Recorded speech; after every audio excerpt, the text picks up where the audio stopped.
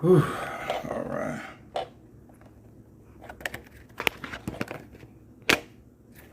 Come on. I don't need to start messing up on me now. Hey. Sorry, y'all, I'm late. Oh, gosh, it's been a rough. How y'all doing? How y'all doing? How y'all doing? Y'all good?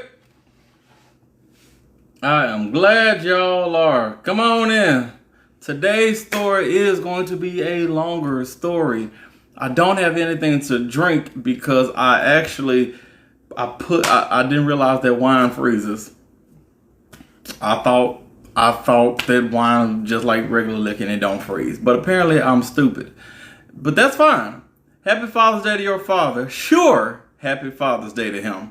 How you doing, Blue Magic? No, I just jumped on. Come on in. Come on in, y'all. Today's story is going to be kind of long. I can't lie to you.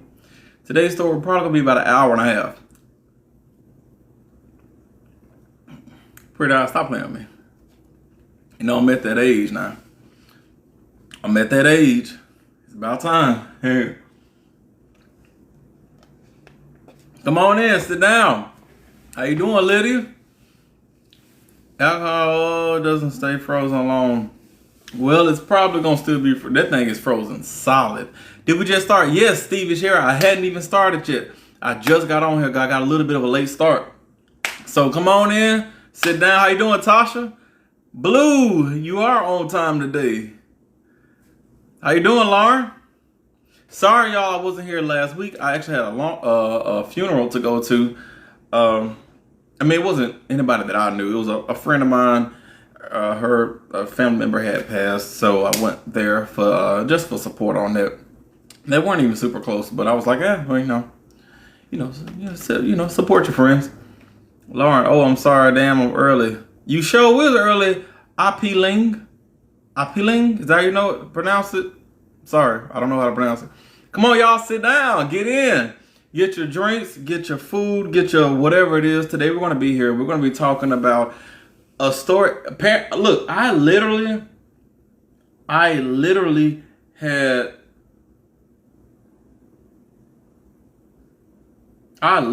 never heard of this story before. Oh, wait, this says June. No wonder I'm stupid. I literally never heard of this story before, but I came across it today, and it literally just has an update this month, a few days ago. And it's deep. Oh, it's deep. It's a lot that's going on with it because we're talking about a serial unaliver. So I actually am not going to talk about every person that is involved in this because it's a serial, It's like 10, 12 people. I'm not doing 10, 12 people, but you'll get the idea. Come on, sit down. This story it's a lot. It is a lot. Especially how this man was taking people out. Man, didn't realize that. Come on, sit on in. Anna Padilla, no, you are not. I actually have not gotten started yet. We're going to be starting at 2:13. Just to give everybody a minute because I was late getting in here.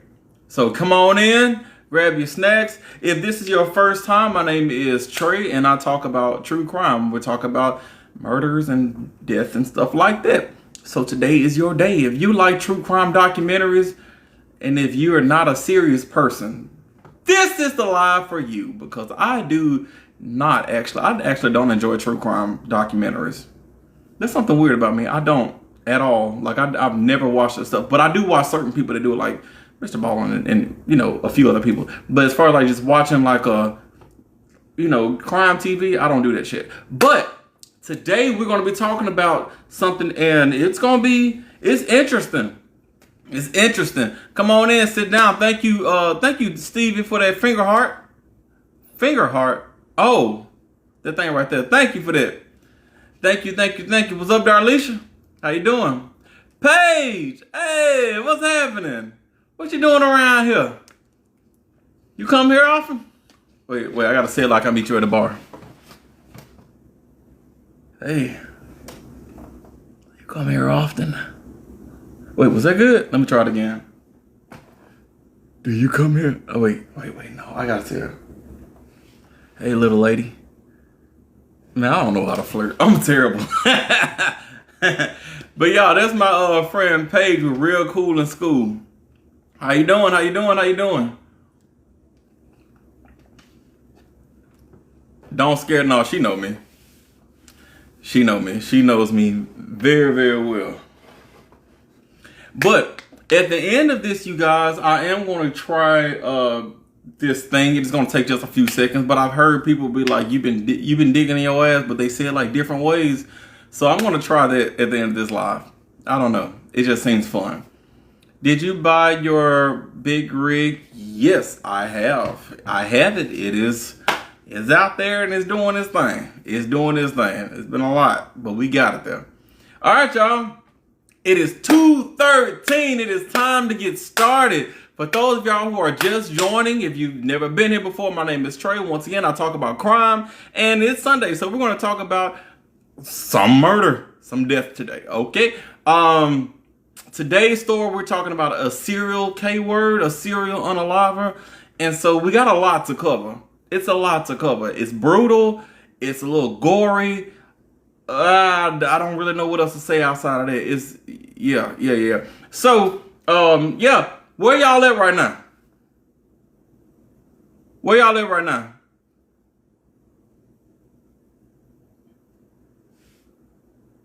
Jazz Nina from Atlanta, what's up?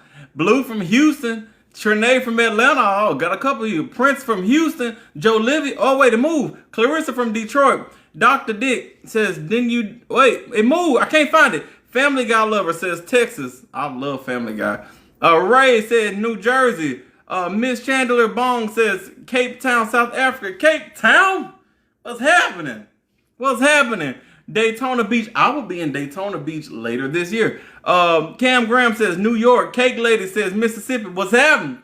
Mississippi, stand up. Nikki from Trinidad.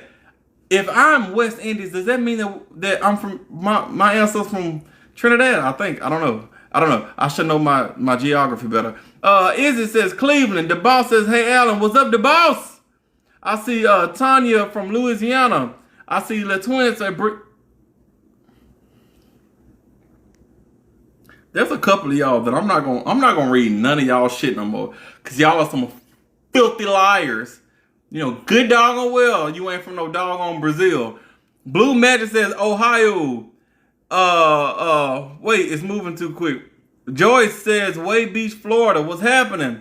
Classic says from Chicago. What's happening? I see New York. I see the boss from New York. I see Jess says Baltimore. I see a zombie that says Florida. What's happening? Yolanda from Arizona. What's happening? All right. And what are y'all drinking?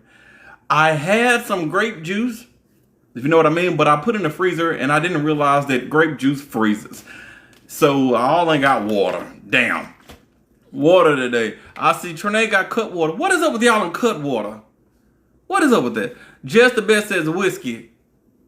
I can't handle it. I'm not man enough. Ray says water. I see another water. Himiko says lemonade. Didn't you have that last time? Yolanda says water. Leon says mimosa. All right now. Tiara says mango, dragon fruit. That's too many words. There's already too many words. Paige says coffee. That's what's happening. Libra says sweet tea. Lauren says Celsius. Cake Lady says sweet tea.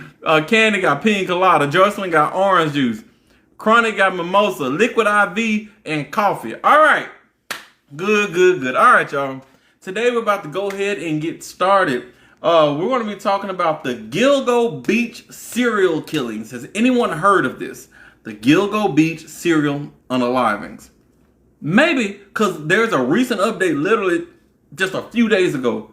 Yes, everybody's heard of this? Am I the only one that ain't heard of this shit? Well,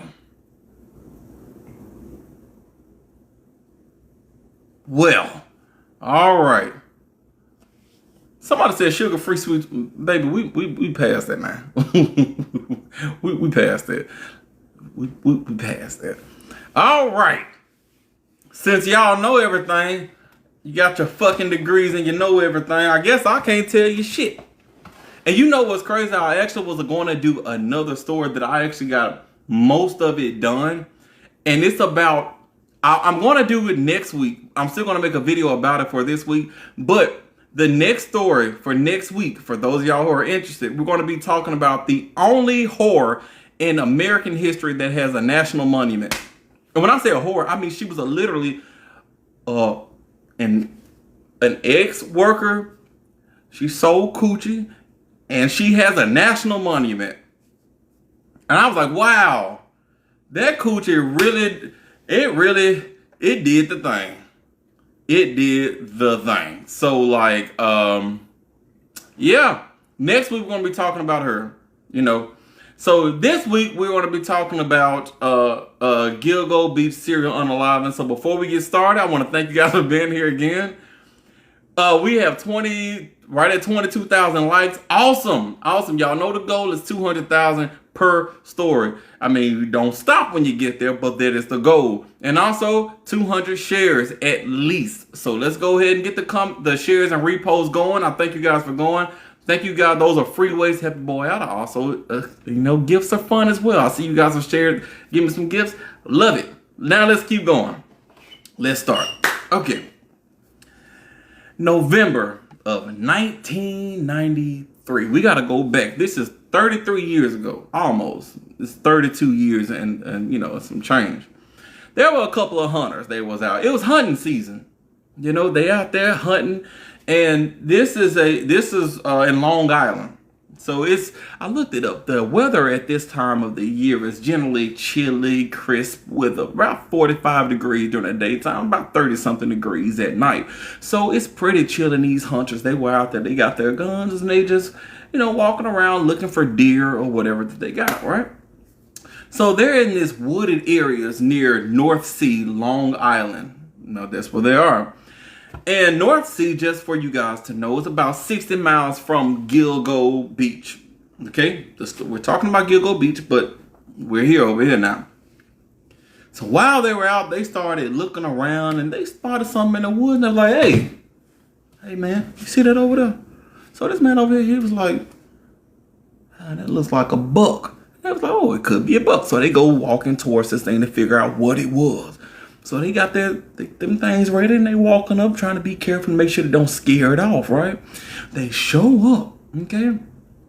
They got a little closer, and they realized it was stanky. It smelled like it was rotting. And they was like, damn, maybe this was a deer that had just been left out, and, or the predator just left the prey out. So they get a little closer, and then they realized that it was not a deer. It was not a deer.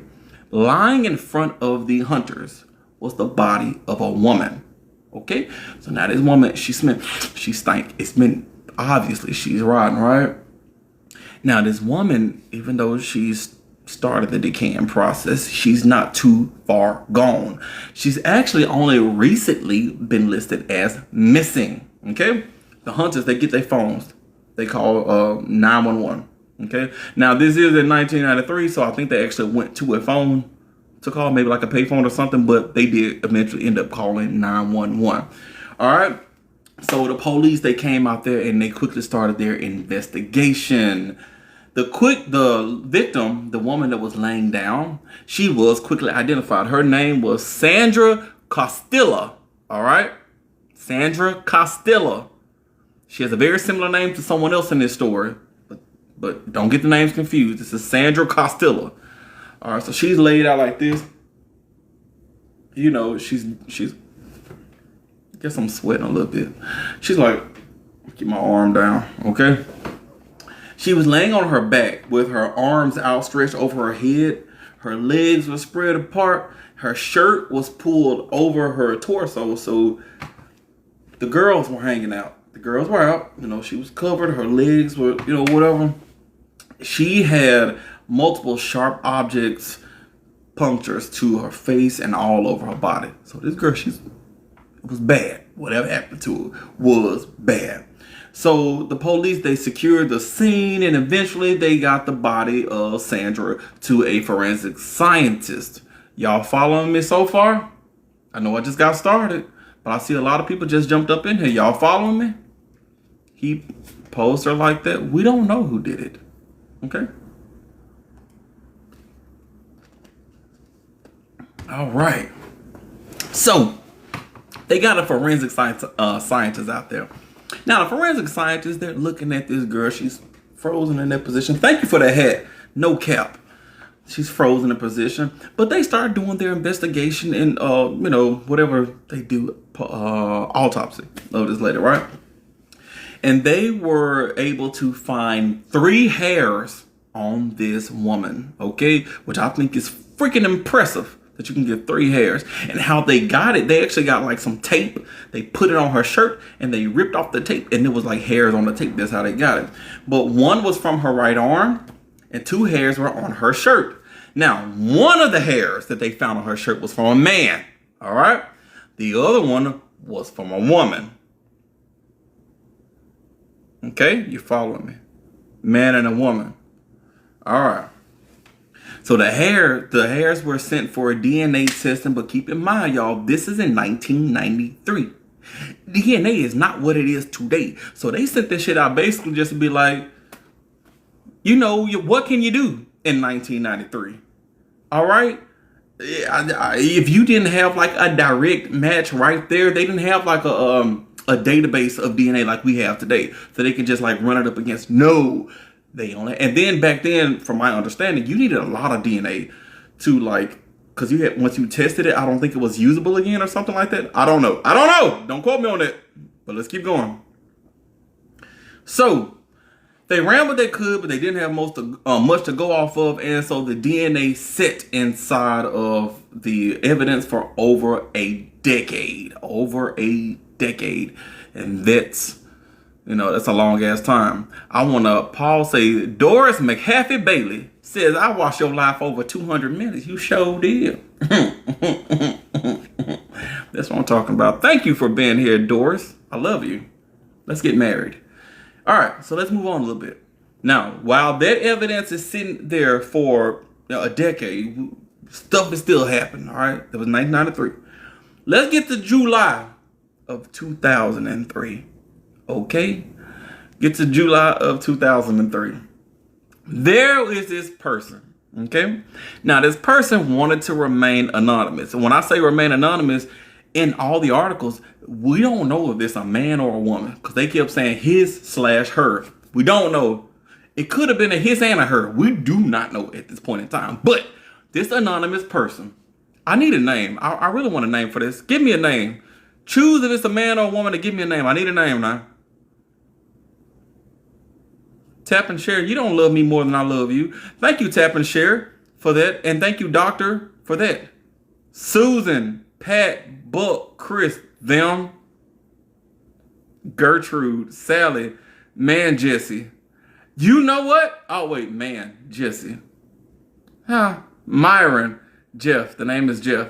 Ike and Tina. Pat could be a man or a woman. Boris, Shem, Pickles. Pickles! I'm going with Pickles. All right?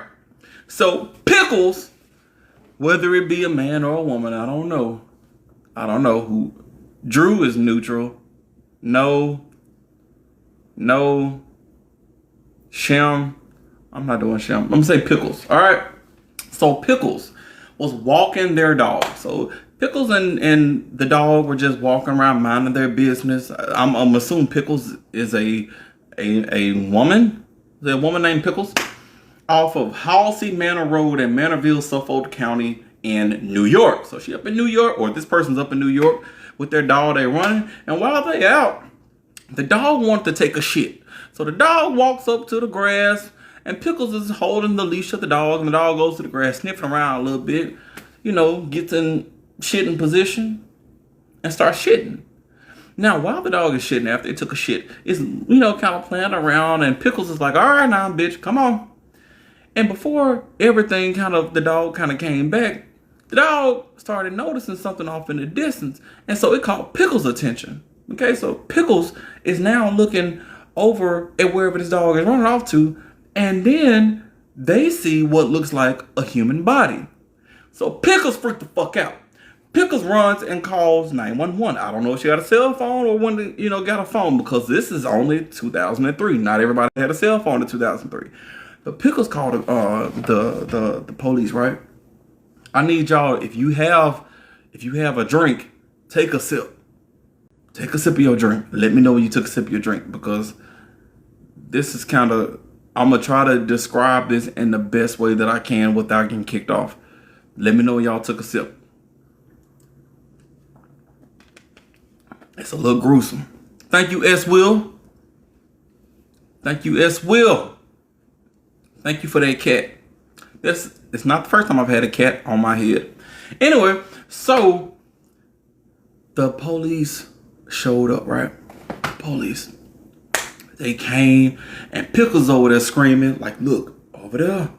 Look over there. They go to where the body is, right? Now, the body was eventually identified as this woman named Jessica Taylor.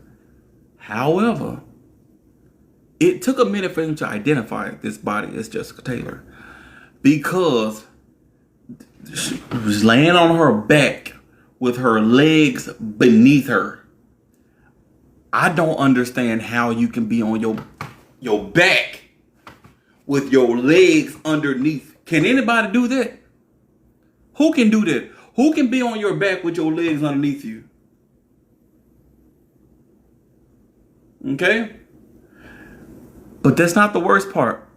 Hunter, ex-Hunter, I can. Okay. This body did not have a head. Somebody said, not when I'm sober. Y'all, there was no head on this body. Okay? So it was just a body, right? Not only did there not have a head on this body, there were no arms. From the elbow down was gone. Both arms, elbow down, gone. All right? So they have a torso with the legs attached, bent over backwards. So the police, they like, shit, how the hell we gonna figure out who the hell this is, you right? Now, so when they're doing their autopsy and, they got another forensic scientist involved in everything, they find there's a tattoo on this woman's body. However, the tattoo had been jabbed so hard and so much, it was almost unrecognizable. They do believe that this was an attempt for the suspected unaliver to cover up who this person's identity was. So, yeah. Yeah. Now, they didn't know where her body parts were. They did not find her body parts, meaning her head and her arms, for 8 years. For 8 years. It took 8 years for them to find it. And how they find it, well, in my opinion, was just kind of like, whoa, what the fuck? But anyway, let's keep on moving. This happened in 2003. Let's move on to 2010. Y'all following me? Are y'all following me? So far, we've talked about two people. Thank you for that galaxy. Y'all, the shiznit. That's the shiznit. All right. Now, we are in September of 2010. There was this woman. Her name was Amber Costello. Okay, yep. There was a woman. Her name was Amber Costello. Now, keep in mind, the first woman, her name was, what was her name? Was Sandra Costello. Now we're at Amber Costello. Costello and Costello. Two different women, all right? So don't get them confused. Now, Amber was this pretty bitch. She was this pretty bitch. Amber sounds pretty. I actually never met an ugly Amber. Who's here named Amber? Anybody here is named Amber? Yo, we got 226 shares. Thank you, IP Ling, for letting me know. Why the freak y'all don't be doing this all the time? That's what I'm talking about. The freak. Y'all be having to turn to Ike Turner half the time. And now y'all doing it just for shits and giggles? Thank you. I love you so much. Tired of getting yelled at. Hunter, do it quicker. I'm just playing. I'm just playing. I love you. All right. I see somebody said Amber. Who's Amber?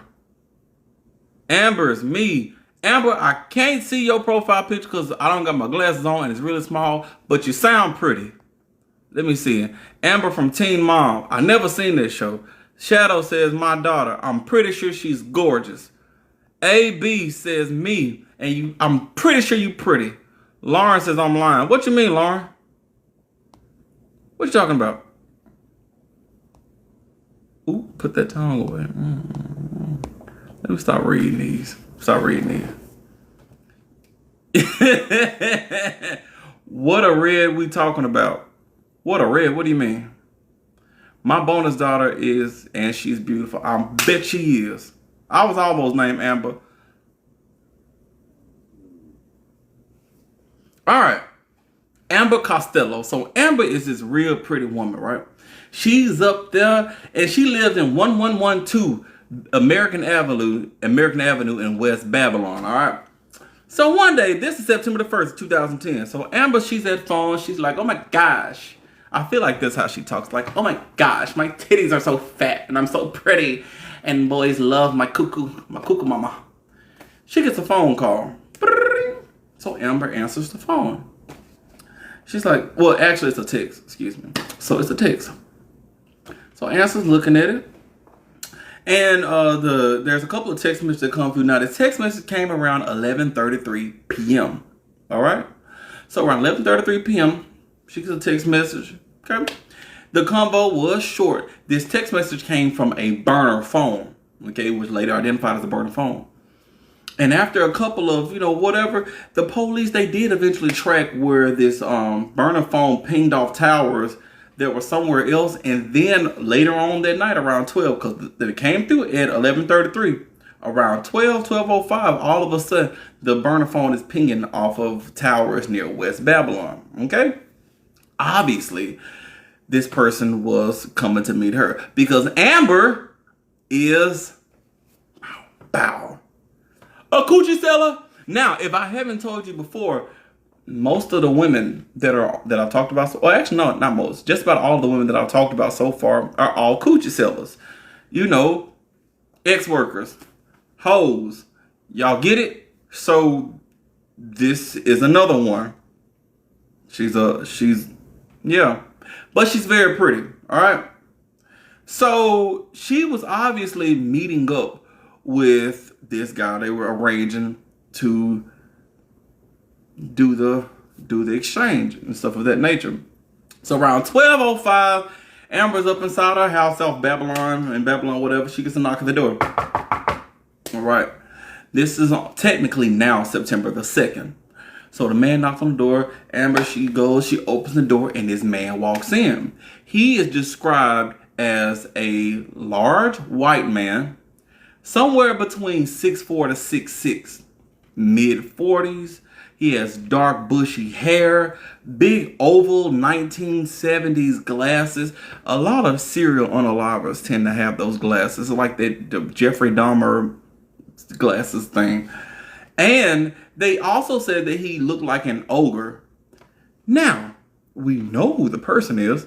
Let's take a look. Let's compare. Large white man. He's got a real big old head. I'm assuming the rest of his body follows suit. 6'4" to 6'6". I can see that. He looks like he's a tall guy. Even though we just see his head, the head is so large. I wouldn't expect this man to be under 6 feet. Okay? Mid-40s. I would have said late 50s. But whatever. Dark bushy hair. He got dark bushy. I wouldn't say bushy. I don't know what the white people version of bushy is. Because to me, it ain't really giving bush, but dark hair. All right? Big oval style glasses. I could see glasses on this man. I could see them. And the last thing was Well, actually, almost not the last. The last thing was they said he looked like an ogre.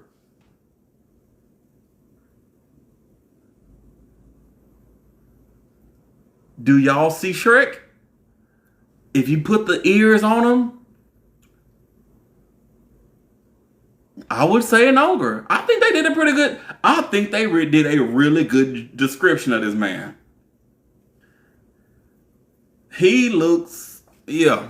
But anyway, so that was the description, and I just thought it was interesting. I was like, oh, okay then. Now, the last thing they did describe about him was this, they did see that he was driving a green first edition Chevrolet. Thank you, Jinx Knight, for that money making it rain. Making it rain on a nigga. Making it rain. But they said that he was driving a green first model Chevrolet. Okay, so now this dude walks in the door. So she's looking up at this tall nigga, and he walks in. I don't know what his voice sounds like, but it looked like he got a deep voice. He's like, "Hey, baby, how you doing?" And she was probably like, "Oh my gosh, I'm so good, and my titties are so perfect," and whatever. So he was like, "How much?" I don't know how much, but I'm assuming about $40. That just seems like the normal amount, for horror John exchanges. $40. So he got the money out. He whipped it out, right? He handed the money over to, what's this girl's name? Amber. He handed it over to Amber, all right? Hand it over to Amber. Amber takes the money, and he's like, all right, well, you want to do this? And she was like, you can come back here. Yeah. So they get back into the house, right? And then all of a sudden, this other nigga busts in the door. All right? So this dude busts up in the door. Boom. Bitch, what the fuck you doing in my house? And she's like, oh my gosh, my titties are so perfect. I didn't mean for you to find me like this. And this dude is like, oh, I'm Shrek. Oh, donkey, I'm Shrek. I should do that. Like, donkey, what's going on here? And she was like, oh my gosh, that's my boyfriend. And the dude that bust in, he's like, bitch, you tricking in my house? And so there's this whole argument, and he's like, no. He's like, no, I'm her friend. I'm just a friend. I don't even know her like that. I'm literally just a friend, all right? So there's a little argument that goes on. He putting on his clothes and whatever, and then he leaves, okay? He leaves. So now, here's the funny thing. As soon as he closed the door, Amber starts laughing. Ow! You want to know why? Do y'all want to know why she starts laughing? Do you want to know why? Thank you, Lauren. That's why you my bae. Thank you, Christy. Thank you, Pretty Eyes. I'm not thank you, Hamiko. You and the twins, y'all be giving me problems. That that was not her boyfriend. That was not her boyfriend. It was a ruse. It was a plan. She took his money, had some dude, I don't know who this dude was to her, but he bust in acting like that they were dating to cause a scene. So basically he was a sugar daddy, but he ain't get no sugar. He was just a daddy. He just gave her money and then he left. So they up in the house laughing at this nigga, right? It was all a ruse. But niggas that are willing to pay, they don't give up so easy. So as soon as he leaves the house, he starts texting her. He gets back on his phone. He texts her. He was like, wait, I gotta go to it. Where I put it at? Oh, yeah. All right, so he started texting and he was like, yo, that's not cool. That wasn't nice. Are you going to give me credit for next time? Credit? He was like, you going to give me credit for next time? And she was like, maybe. Coochie credit? Exactly. He was like, well, you got my money, so maybe next time, I ain't got to swipe it like a credit card. You can just I already paid. It's prepaid. Layaway kitty. Like a coochie IOU. Somebody said a coochie car. Yo, look. Now look. I'm not gonna say nothing, but if you already paid, why not? Hell, if I paid too and ain't getting out, I would have been the same thing. Like, bitch, you gonna have to give me an IOU or something. But like, what do you? I put somebody said a down payment. Correct. He put a down payment on that coochie. You might as well. Might as well. Shit. So anyway, she straight up robbed him, right? So yeah, later that day. So this is remember. He started initially texting her on the 1st of September. He showed up at 12:05 a.m., which is technically the 2nd of September. So now throughout this day, we're still in the 2nd of September. We're now later that night of September. Okie dokie. So around, I think it was like 10:30, 11 o'clock p.m. that night, he had still been texting her. He was serious. He was like, look, can we put the coochie on layaway or something? He was serious. Later that night, she left her house. The people that were living at the house with her, they saw her leave, and boop, she vanished into thin air. All right, not justifying, because if a nigga will take you out, he'll do it for any reason. Don't rob people, okay? Don't rob people. That's all I can say. I don't know what else to say beyond that point. Someone said Klarna coochie. Not for the funky 40. Right. For $40, she could have gave that man 5 minutes. Gosh. But anyway, that was in September 2010. Now we got to move on a little bit. We're now in December of 2010, just a couple months later, right? With 130 likes. Oh, y'all, I didn't even catch. We're at 130 likes, 130,000 likes. Keep it going. Y'all are awesome. Yes. Keep it going. Y'all know the goal. You good. Y'all over halfway there. And we've already reached the repost goal, but keep going. Y'all think I did all this research for nothing? Get to it. All right. December of 2010. Okay? A K-9 officer. Now, this was an officer who they were actually on a training mission. He was with his K-9 dog. They were on a training mission. The mission was they were searching for a missing ex-worker. They were searching for, I'm assuming, Amber. It didn't say which ex-worker, but assuming that this was like 2 months later, I'm thinking it was Amber. Okay? They're looking for the $40 woman, okay? So they were around Gilgo Beach. They were around Gilgo Beach doing this, training exercise. The dog, the K-9 dog, this is a cadaver dog, okay? The cadaver dog is out there sniffing, looking around. Then the dog started barking. Now, cadaver dogs, they do have different training signals. Some cadaver dogs, they will bark when they find what they're looking for. Some will, when they find the spot, they'll sit until someone shows up, okay? It depends however they train it. I'm assuming this dog started barking, but the cadaver dog picked up on something, right? So the officer who was with the K-9 unit started following the cadaver dog. He goes over to the dog, like, hey, what you find over here, buddy? And the cadaver dog is like right here in this area. And they looked and they found some human remains, okay? So the officer, now we're in 2010. A lot of people got cell phones, so I'm assuming he just got on a cell phone. He called for backup. So back soon, the entire place was flooded with policemen. Policemen was out there. They was checking and all that stuff. They got to work. Y'all, they started finding body after body after body after y'all. In December alone, just in December, and I guess it ain't a whole lot, but it is a whole lot because what the fuck? In December alone, they found 4 bodies. They found 4 bodies. Okay? Now, by spring of next year, of 2011, this was December of 2010. By spring, it was like March, I believe, is when they finally found out all they could find.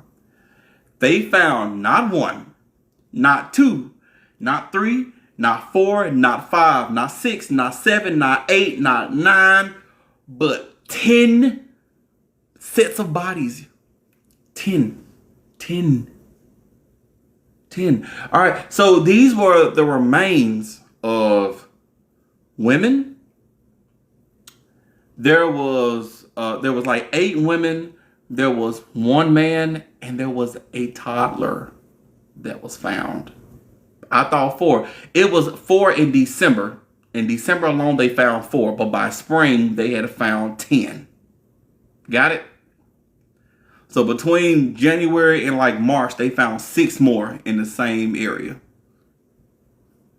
So, yeah. Now, the crazy thing is that the $40 coochie, the Klarna coochie that they were looking for, they ain't even found her. She wasn't even there. People, just random ass people, they weren't even looking for her. They were just like, whoa. Like, I mean, I think that's crazy. I think that's really crazy. It wasn't even a coochie they was looking for. I don't want to say coochie. That's a little disrespectful in this instance right here. I'm sorry. But seriously, like, this wasn't even a person they were looking for. They just found 10 random people while they was looking for this one woman. But anyway, let's keep it moving. We got to keep it moving here because we still got a lot of ways to go. And you guys, we're at 149,000 likes. I think you guys are amazing. Let's go ahead and get that rest of that 50,000 likes, okay? After 50,000, you may be able to rest if I think so. But for right now, you got to keep going. Got to keep going. Nope. It's 8 people. You're being disrespected by your words. Leanne, so if I go and I find the court documents that says 10 people, 8 women, 1 man, and a toddler,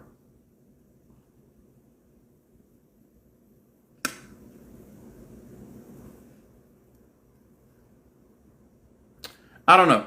Anyway, let's keep going. So we're in the last video with the horse riding. Excellent. Thank you. Thank you.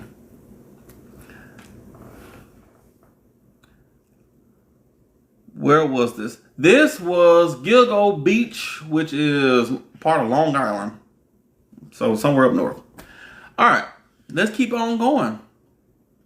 The police got a call about a human remains on March 2011. March 2011, they got another call about human remains being found along Parkway, near Ocean Parkway, near Gilgo Beach. So the police, they show up. You know, they pull up, try to figure out what they can figure out, y'all. When they showed up, they found, you follow me? A skull. They found hands. And they found a forearm. Keep in mind, this is not part of the 10 that was found between December. This is something else. Okay? Now, can you guess who it belonged to? Take a while, guess who this belonged to.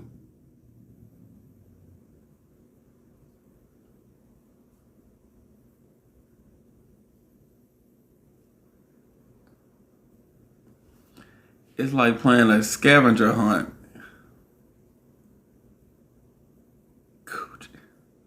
Miss Pickle. No, Miss Pickle was a standard buyer. It belonged to Miss No Limbs. That is correct. Jessica Taylor. Her name is Jessica Taylor. Remember the woman that was found with, she was laying on her back with her legs underneath her with no arms cut off from here, no head? Yes.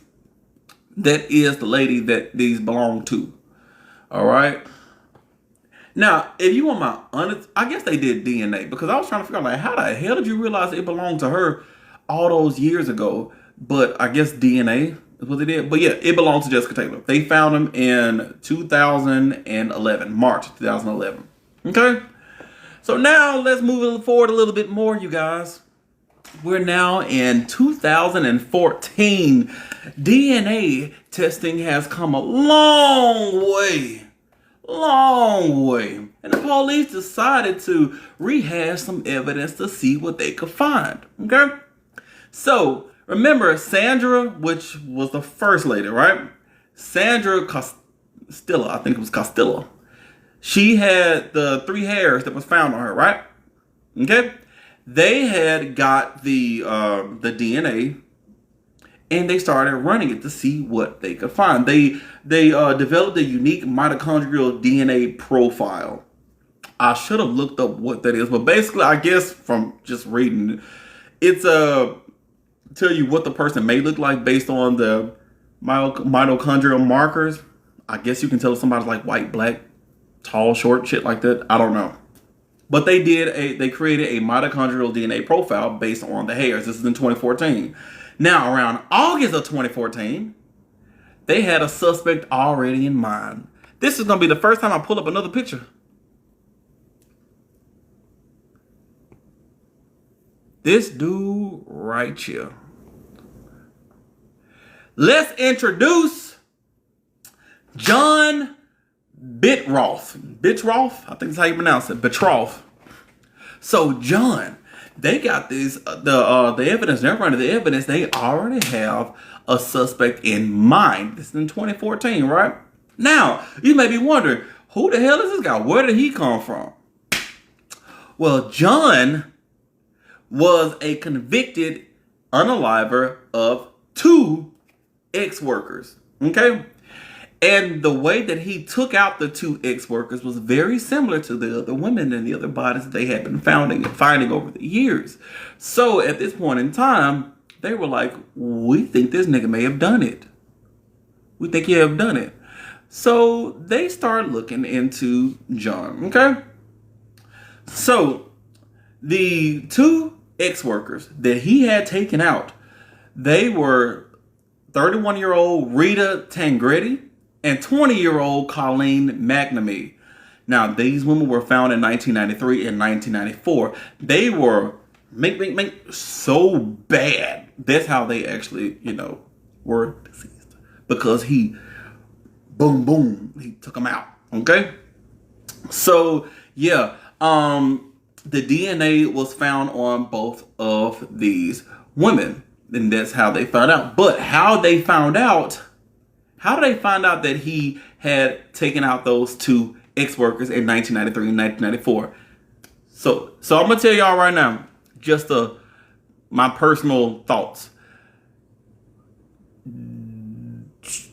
If you are a bad person, you probably don't want to do anything where people have to take your DNA. Okay? You probably don't want to do like ancestry, like DNA, 1, 2, 3 DNAs. You want to do stuff like that because they can find you. They can find you. And this is only if you're a bad person. If you're a good person, do as you wish. But the reason why I say this is because they found out that he had taken out those 2 workers, those 2 ex-workers, because of something his brother did. So John has a brother. His name is Timothy. So Timothy was obviously this abusive piece of shite because he actually had a protective order out against him. Okay? There's not a lot of detail of what Timothy did, but he had this protective order out against him. And, being Timothy, he wanted to violate that protective order. So I don't know exactly if he violated it just by showing up or if he fed somebody a knuckle sandwich. I don't know what he did. Okay, but he violated that protective order. So when he was arrested for violating that protective order, they got his DNA and they put it in the system. This was in 2013. Okay. Once they swabbed it for the DNA, they put it into the system, and all of a sudden, his DNA started ringing up hot for those two ex-workers that were taken out in 1993 and 1994. But it wasn't that hot. It was hot enough where they could tell somebody very closely related to him did this, but it wasn't him. So that's when they did some research into Timothy, and they realized that Timothy had a brother named John. All right? So now they see John over here. They're like, oh, maybe this nigga is the one that did it. But they got to get DNA from John to see if John was actually the person that took out the two ex-workers in 1993 and 94. So how did they do that? Okay, how did they do that? Wait, what is it? Yeah. So how they started doing that was they decided, well, actually, before.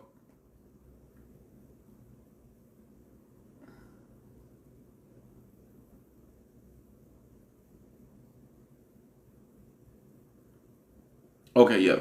They actually had got DNA from John. I had to make sure I was still on topic.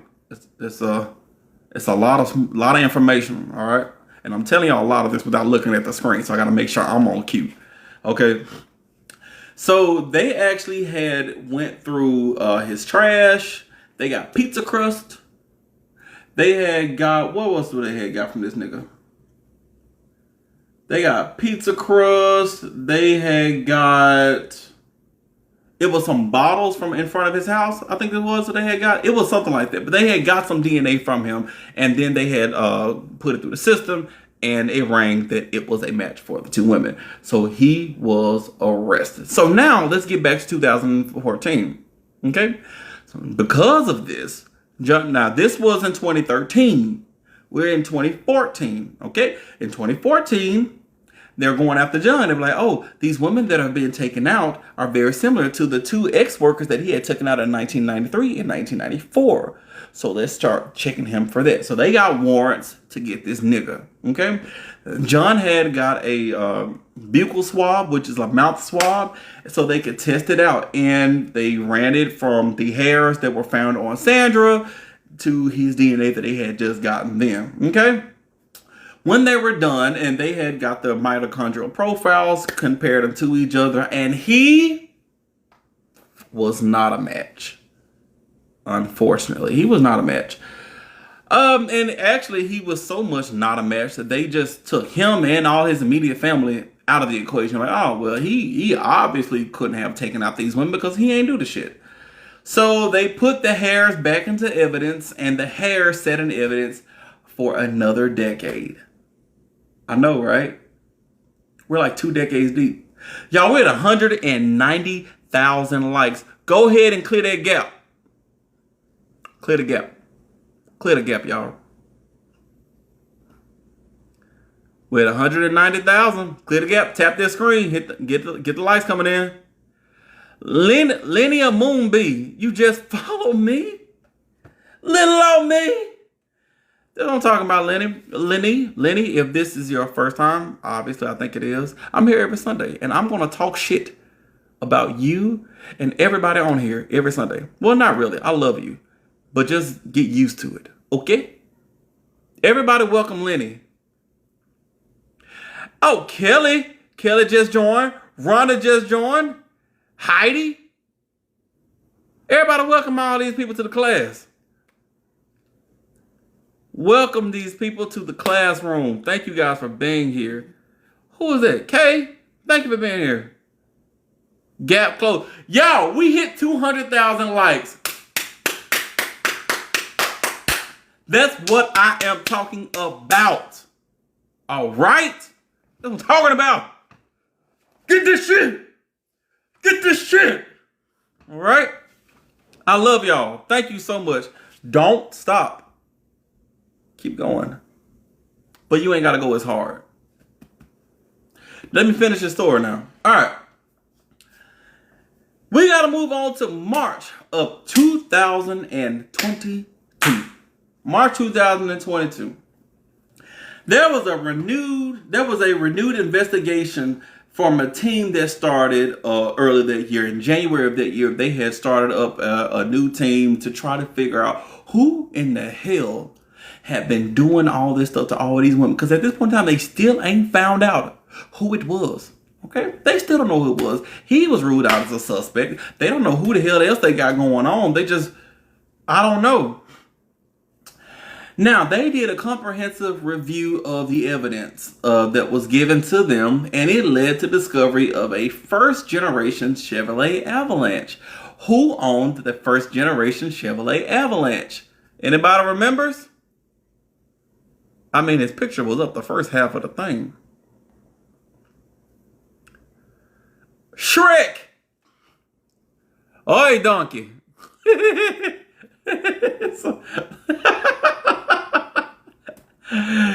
Yeah. y'all ain't shit in these comments. Yes. It was the swamp monster. He was the one who owned that. Now, when I was going over this part didn't make a whole lot of sense because, like, y'all niggas had the evidence for a long time. But I guess they was overlooking some shit. But let's keep going. You're going to understand what I'm saying in just a minute. So they did a comprehensive review of the evidence that they had, gotten from their witnesses and people who said that over the years, because keep in mind, all the women that were taken out, these were ex-workers. I don't know about that man and I don't know about their child, but the women were all majority ex-workers. So a lot of times ex-workers don't really operate alone. You got one hoe over here, one hoe over there. They stand on opposite ends of the corner. You got one hoe in this bed, another hoe in that bed. You see what I'm saying? Somebody seen some shit. Okay? So there was people that was actually going through and giving their illustrations of who this guy was. That's how they knew that this guy was between 6'4" and 6'6". He had big, bushy hair, whatever, and he looked like an ogre. So they're going through and they got a lot of that evidence from the lady that disappeared. Remember Amber? Pretty Amber? They went through that and they started searching around and they finally came across a new suspect. Rex. This is Rex, and I hope I pronounced his last name right. Actually, I don't care, but I think it's Hewerman. Rex Hewerman. So Rex, looking like a T-Rex. He was born on September the 13th, 1963 in Massapequa Park, New York. Who's from New York? Who's from New York? He's walking here. Who's from New York? The twins and Himiko, y'all better not say shit, because I know y'all is. Kirshi says, me, I believe you. Ricky Bobby, what's happening? Lauren, I'm going to add you to that list too. Yeah. The boss, thank you. Thank you, the boss. TT, thank you. Katie, why you lying for? You stay right out here. Tanisha says Brooklyn. That's what I'm talking about. Good. Awesome. He was from Massapequa Park in New York. Now, it's a village off the south shore of Long Island. Somewhere out there. Y'all some liars, man. I'm going to stop asking questions. Because y'all ain't shit. His parents were Theodore and Dolores. Now, he was described growing up as a mama's boy, but it was because his mom was seen as this controlling ass woman. There wasn't a whole lot of description on what controlling meant for him, but I'm assuming she was like, son, you can't touch no other woman's titties except for mine. Maybe not that controlling, but she was listed as a controlling woman. All right. So, all right. Now his dad did pass away when he was just 12 years old. Now his dad, what's his dad's name was? Theodore. Theodore was a veteran of World War II. So I don't know exactly what he passed away from, but he was a veteran of World War II. Now, he went to Burner High School when he was younger, whatever. And he was classmates with a famous actor. Wait, I'm going to see if y'all know y'all trivia. The first person to tell me who this is gets a prize. Who is this person right here?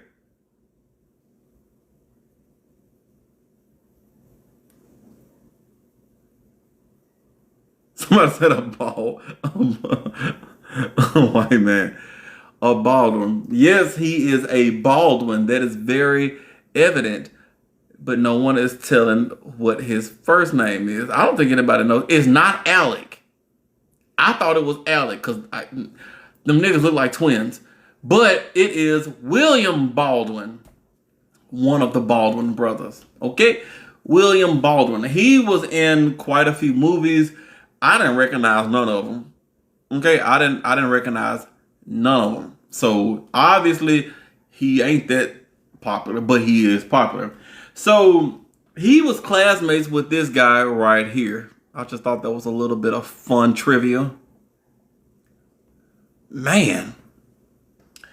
So he graduated in 1981 and went to the New York Institute of Technology. And he began working for an architectural firm in Manhattan soon after he graduated college. Now, how they found out. Actually, no, I'm skipping ahead of myself. When Rex grew up, he actually bought his family home. So the house that his mom stayed in, he bought that house from his mom for $170,000. And he stayed there. So I don't know if he actually ever moved out of the house with his mom. If you think about it, ugh. But he actually stayed in the house. He bought it from his mom. Now, the neighborhood that he lived in, and I'm just giving you a little bit of backstory about this guy right here, Rex. The neighborhood was that he stayed in was considered a very nice neighborhood. All the people took care of their houses, all that shit. But his house, they noticed over the years, his house was the only one that was like dilapidated. He wasn't taking care of it. It was falling apart. You notice patterns like that when it comes to people like this. Okay? In September the 29th of 1990, he married his first wife. Now, I don't know exactly why it ended, but I think he was knocking her head between the wash and the dryer, like, clink, clink, and they got a divorce very soon after. In 1996, hold on, I gotta let TikTok know that I'm still here. Hold on. There we go. In 1996, he married his second wife, and she has a different name. Asa, A-S-A, Asa Illarup. I'm not sure I pronounce it. But him and Asa, they went on to have 2 kids. That was about his backstory. Now we got to talk about the investigation, how they found out that he was the person that did it. The person that did it. All right.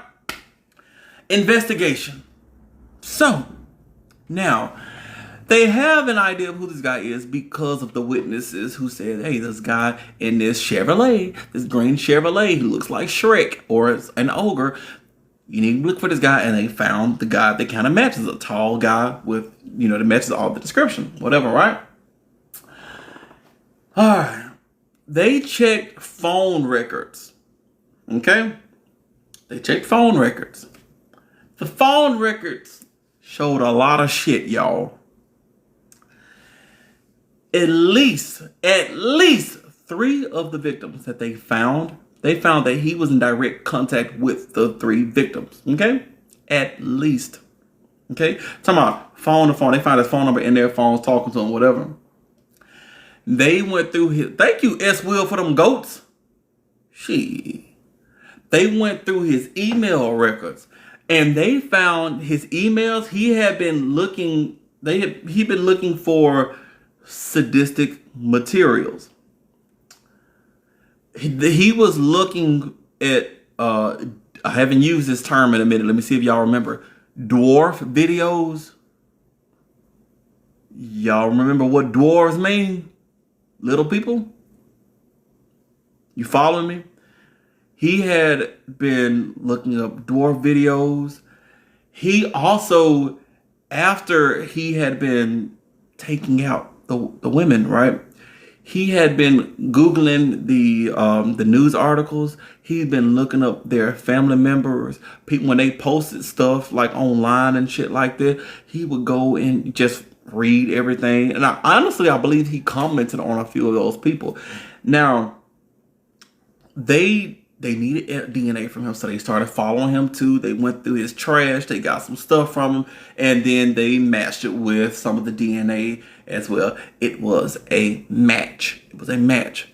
Now, it was a match to the hair that they found on some of the women, but the hair on Sandra is what I'm primarily referring to, not the hair on other women, just on Sandra, the first victim, right? Remember, I said they found two hairs. One was a man, one was a woman. Who do y'all think the other hair belonged to?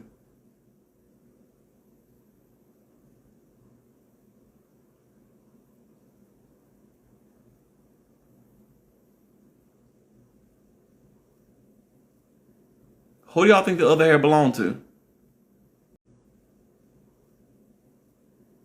Who do y'all think the other hair belonged to? Him, Pickles, his mama, his wife, his mother. I only see one correct answer, two correct answers, three correct answers, four correct answers. One of them I already answered, so I'm just gonna say four. His wife. They found that other hair belonged to his wife. So they're looking like, okay. Which I thought was, I think now, it wasn't his wife that he was with. Now, I believe it was his first wife. Let me make that very clear.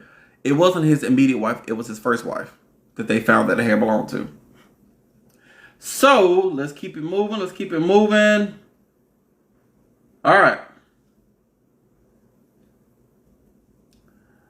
What he was doing. Let's talk about what he was doing. He was obsessed with whatever, right? Okay? He would wait until his wife and kids were out of town. They were, elsewhere, and he would commit these things. They did find that on multiple women, they were taken out when the wife and kids were confirmed somewhere else. So that did rule out his wife and kids. Oh, of course, not the kid, but his wife being a part of it. But they kind of had a timeline of what was happening, right? So he would, get the women. He would, do what he wanted to do and then just take them out. One of the women, her name was Maureen Brainerd Barnes. Now, Maureen, she was a mother of two. Single mom, worked two jobs, who loved her kids and never stopped. She had actually been advertising that she had Klarna Coochie on Craigslist. I didn't know you could advertise something like that on the internet. I mean, like Craigslist? She went on Craigslist and she was straight up saying $40, $50, whatever she said it was. I didn't know that was a thing. But yeah, so she actually was doing this and she stopped for 7 months because she decided that wasn't a life that she wanted to be a part of. But she got hit with an eviction notice. She turned to her kids. She said, "Sugar, your mama about to go pay these bills." I'm sorry. When she got the eviction notice, that's when she decided, it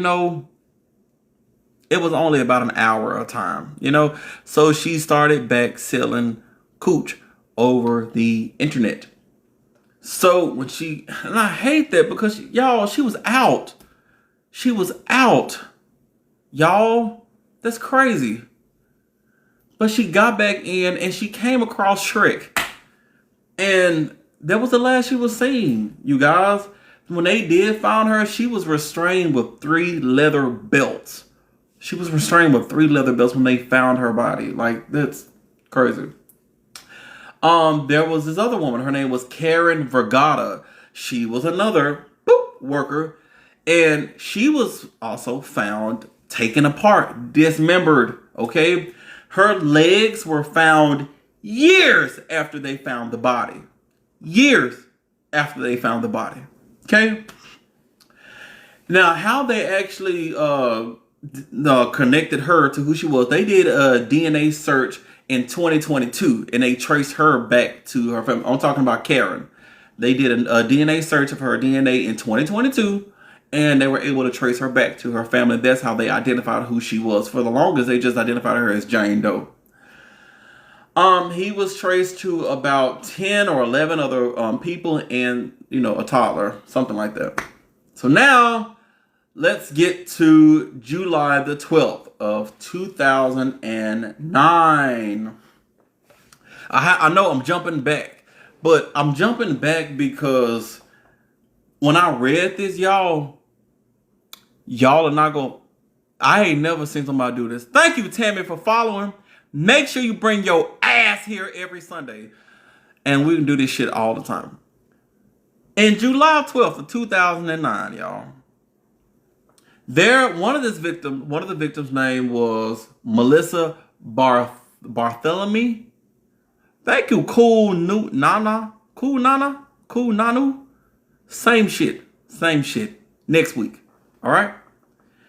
So now, Melissa, on July 12th of 2009, that was the last day that she was seen alive. She was also an ex-worker, okay? After she was, disappeared, the family, they called the police. They got the police searching for her. Y'all, so she wasn't found immediately. But she had a sister. Her sister's name was Amanda.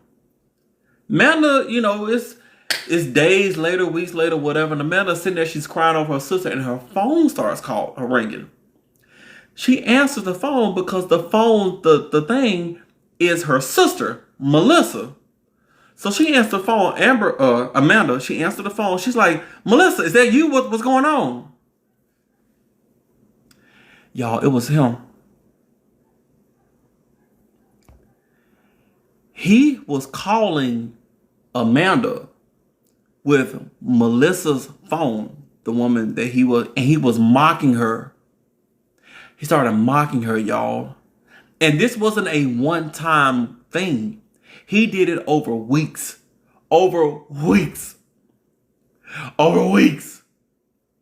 He would call her random times. She answered the phone. He'd be like, ha, ha, ha, ha. I got your sister. What you gonna do about it, bitch? And then hang up. I'm not joking. I talk a lot of shit. But he was literally doing this. He called her for weeks. And as a matter of fact, it wasn't until like August why she kept answering. What you mean why she kept answering? Wouldn't you?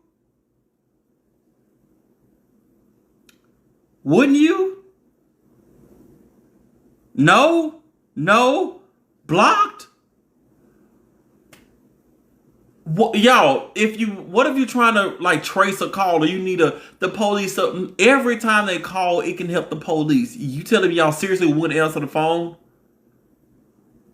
I would probably, in today's time, like let the police do something so when I answer, the police were there too. I don't know. I would answer the phone call.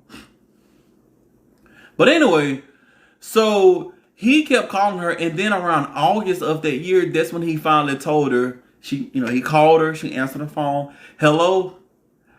I took your sister out. She's gone. He told her what he did to her. Y'all, I ain't gonna lie. I'd be no more good. I would have found him after that.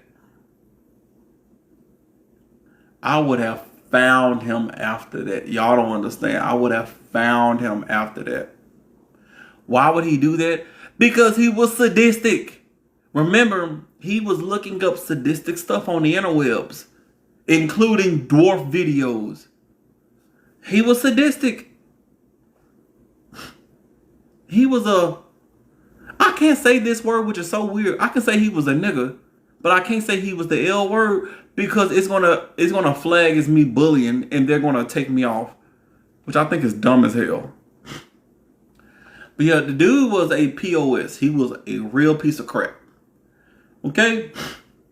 So eventually, they did get his DNA, and they did match him to the stuff. He did confess. And y'all know I don't like going through the whole court thing, so I'm not. I'm not gonna go through the court thing. We already been here for almost an hour and a half. But he was arrested and he did have his day in court. Yo, they just restricted me. What the hell? I just got a thing that says your live is now restricted. Y'all see what I be talking about? Y'all see what I be talking about? This shit is crazy. I didn't even say he was. I didn't even say he was. It wasn't the N-word. I've been saying nigga this whole time. But anyways, I ain't restarting. It's the end of the live now. His sentencing in June the 17th of 2026. This was literally 3-4 days ago. He was sentenced to life without parole. Thank God. The censorship make no sense. It literally doesn't, especially because I already put the thing on here that this live is only for 18 years and up. How the hell do I get flagged? What's the L word? A person that loses a lot of stuff. So, now granted, the life without parole is a good thing. The firing squad would have been better. Bodega Batty, that is what I was literally just saying. The firing squad would have been a better choice, in my opinion.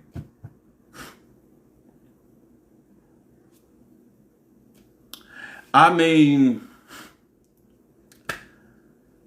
a locked room with a whole bunch of bleach would have been a good choice. A little too much NyQuil would have been a good choice. A wood chipper would have been a good choice. Oh, New York doesn't have the end it all sentence. Oh, that sucks. That sucks. Oh, I like the bleach idea. Right? I just came up with that off the top of my head. Like, think about it. Some Clorox. Some insulin. That's one. Wow. Blocks tied to his feet and thrown in the river. There's another one. That is another one. Leave them in the cell and don't check on them. Damn it, you would get results in 3 days. Don't trust Trey with bleach. I don't trust Trey with bleach. I only use bleach to do my dishes. Well, actually, no, I make my own like cleaning stuff. So I like pine sol and bleach and some other stuff in a bottle, which I know is not good. You probably shouldn't do that. But I do it anyways. So yeah, probably don't trust me with bleach. All right, you guys. That has been the awesome story, not awesome, awful story of the Gilgo Beach serial unalivings. Okay. Yeah, sucks. It truly sucks, you guys. Reasonable Doubt followed as well. Who's new here before too many people leave? Who's new? Anybody new? Tammy, you found me at the end. Don't worry, Tammy. Come back next week. I'll be here. Himiko and Himiko and Le Twins. Y'all stay off of it. And you two, oh, I know your name when I see it. Because y'all be lying. Lauren? Oh, Lauren ain't say nothing. I love you, Lauren. Why you only do Sundays? Because I'm not here anymore for the entire week. I know. I'm not here. YouTube, is it posted on YouTube? Yep. Only one story today? Yes, because I also have to record a video for you guys. So I'm going to get this uploaded to YouTube. And also, as soon as we get done, I have to record a video for you guys. It's going to put on TikTok. That TikTok is probably going to just take off because they're going to make up some bullshit excuse and remove my video. But I want to do it anyways. And I want to paste it on here and I want to place it on YouTube. Okay? Am I going to wear wigs again? I don't know. Maybe. Show us your muscles. I can't do that. TikTok may suspend me. I get suspended for literally everything. I'm so scared. Meanwhile, yesterday, I was scrolling and I came across Tokyo Tony. Y'all know who Tokyo Tony is? I scrolled across her live. She was rolling up on live. Nothing. Meanwhile, I took a sip of Carlo Rossi and they suspended me. I don't get it. She was literally rolling up. She said, and she was doing it right there on live. And I said, what the hell?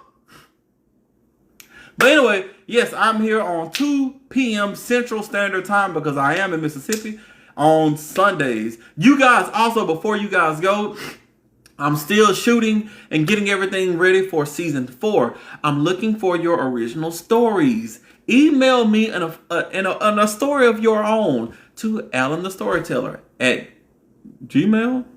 I should really know that by now. I'm pretty sure it's Gmail because I don't think I did Yahoo. Alan the Storyteller at gmail.com. Okay, these can be a funny story, the best day of your life, the worst day of your life. Something just random, something that no one would ever believe. Have you saw a ghost? Have you saw a demon? Have you saw a leprechaun? Let me know, because I am actually working with people. We're recording, we're getting stuff done. We got a couple done already, and I'm going to release them all.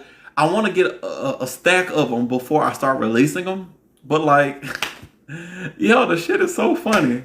It is so funny. So yes, tell me your stories, because I want the next part of this thing to be your stories.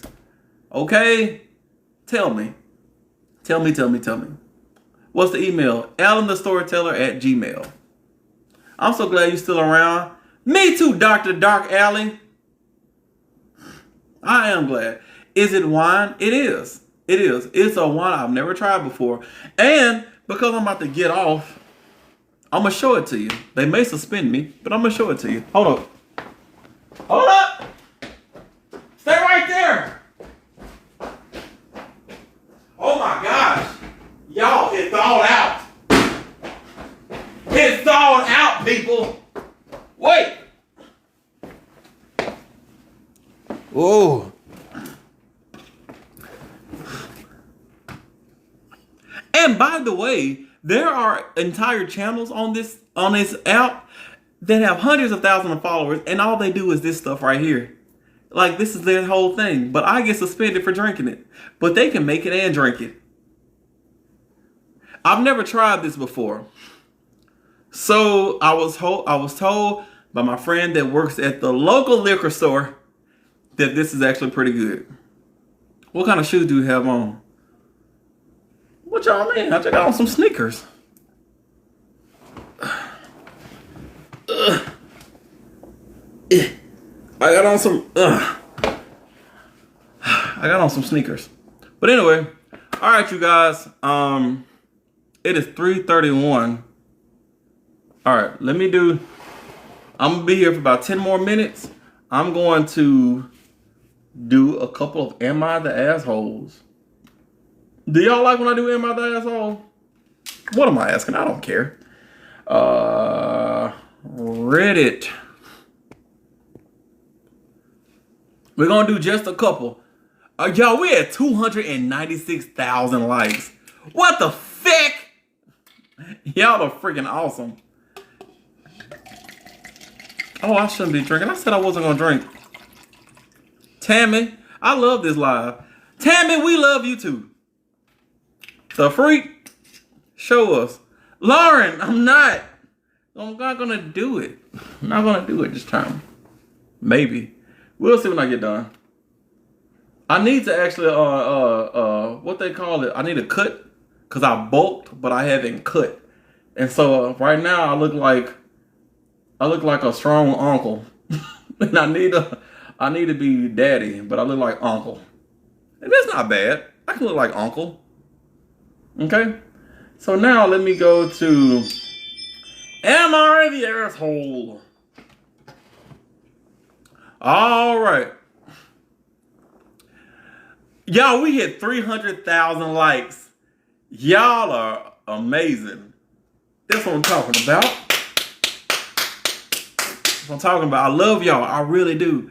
I don't have anybody else to talk to all week. You know, I drive trucks. Which, by the way, without me wondering, yeah, I was here for a while, and then I had to go back for a little bit. So I'm not going to be gone forever. This is just for the summer. But I did have to leave again. But I'm answering that. All right. Let me see. Am I the asshole for telling my wife I want a divorce after she gave me a concussion? I think that's pretty interesting. So, am I the asshole for telling my wife I want a divorce after she gave me a concussion? All right. After work, I was playing with my son and went to the kitchen to throw out a diaper. Okay. When I walked into the room, my wife started shouting at me, claiming I hadn't been doing anything since I got home. Mind you, I just spent 2 hours cleaning the kitchen, washing dishes, picking up the living room, and putting my daughter to bed before going to the living room to play with my son while I continued to pick up. I was frustrated by her comment and asked her what she meant and outlined everything I had been doing. I left the room and started to walk up the stairs to my living room. I was struck in the side of the head with a sealed cardboard box weighing about 2 pounds. That bitch, she got an arm. This was about 15 feet away and thrown at full force, so I was dazed for a moment. After confronting her about why she did this, she continued to yell at me and didn't show any concern. Upset and in quite a bit of pain, I went to sit with my son and process what had just happened. No, I'm not going to say that. I'm not going to say that, But anyways, after about 45 minutes, I was experiencing a growing headache and having some problems with the muscles in the right side of my face and jaw. I gave her my son and told her I had to go to the ER because something wasn't right. I ended up spending the night in a hotel and the next day began contacting resources and scheduling follow. What the hell are they writing here? The next day began contacting resourced and scheduling follow medical and mental health appointments. Whatever. So basically the next day he started contacting doctors and shit. The headache lasted 8 days and I experienced a wide range of symptoms related to head injury. I missed over a full week of work and it has been a pretty difficult experience navigating all my emotions while recovering and experiencing some bizarre cognitive issues. Needless to say, I have been keeping my distance from my wife while I've been recovering. Over the last few years, I've also been dealing with regular emotional abuse in the form of insults, constant belittling, and threats of divorce. This is probably the 6th incident of violent behavior from her in the last 7 years, and the only time she had used an object. And I have serious concern that she could just as easily have thrown something that could have broken my skull. I'm now seriously concerned about what will happen next time, and I'm not willing to wait and find out, only to realize I should have left long ago. She has no diagnosed mental health disorders, but how out of control she is when she is angry is now very alarming, and it seems to be escalating. Additionally, she refuses to apologize for any of her words or actions. Man, I'm getting mad as hell. Read this shit. Yo! She refuses to apologize for any of her words or actions since I met her, even after a diagnosed concussion. All she will say regarding this event are things like, I didn't mean it. I can't aim that well. Damn, this shit long as hell. Alright. Her response has been to schedule marriage counseling, and she keeps making strange comments about how I have to be willing to make it work for counseling to be effective. She didn't seem to have the ability to understand that this won't ever be water under the bridge, and that she's destroyed what was left of our relationship, which isn't much as there has been no physical intimacy in 2 years. So not only is she beating you, y'all ain't even hunching, and she throwing boxes at you and giving you concussions, bruh. There's been no physical intimacy in 2 years due to some medical complications from the pregnancy and the birth of our son. Okay, I get that. She refuses any. No, she may be cheating still. She refuses any physical contact, and lately I've been struggling with the idea of continuing to live this strange celibate lifestyle for the sake of maintaining a stable home for my children. I've been open about this with close friends and mentors, and know I need to leave because domestic violence rarely stops, and I want better for myself and my children. I decided to pursue divorcing her, and I think a large part of telling so many people is to force my own hand due to the embarrassment and shame that staying with her would cause. I told my therapist this, and that I want his help navigating toward this goal, but I'm having a very hard time. I'm struggling with the idea of tearing my family apart and the effect it will have on my 4-year-old daughter. Golly. We almost done, y'all. Today, she was being unusually sweet and wanted to sit with me. When I refused, she made me out to be the asshole and accused me of not wanting to try. I feel like I'm being heavily manipulated, and my desire to be the peacemaker and nurturer is being twisted against me. When I mentioned this, she got highly offended and accused me of wanting to destroy our family. This has been a wild experience and has been difficult to process. I have no experience with emotional or physical abuse in a relationship prior to this. Am I being the asshole for refusing to entertain opening up to her or participate in couples therapy due to fear of being manipulated? Should I stick to what I know to do intellectually and totally ignore my emotions and stick to my initial instinct to leave her? Follow up. We got to follow up. Follow up. I can't believe the level of support I've gotten since posting this. Most of you shared the same message, and I really appreciate that. There was quite a bit of thoughtful advice and many points I've considered. I've made up my mind to stick to my intuition and move on from this relationship. My biggest concern is now for my children, and I hadn't really considered what would happen to them if she didn't have me as an outlet for her anger. This afternoon, I spoke to a highly recommended attorney, and she agreed to represent me and is helping me file a protection order. I really appreciate the effort from everyone that everyone put into helping me get my head straight, and I intend to follow with several of you directly. Is this person an asshole for leaving his abusive wife? I mean, damn. He's Tina and she's Ike. What do y'all think? No. Tammy says no. Junie B. Jones. Oh, wait, scroll up because Junie B. actually wrote something. Hold up. Yeah, because you had 15 feet to move out of the way. Now you're worried about keeping distance when it's a normal thing. Junie, you and your partner fight a lot, don't it?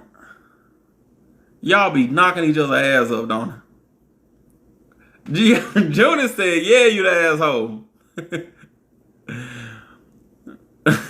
Junie said, you the asshole. You saw her throwing that thing. You should have ducked.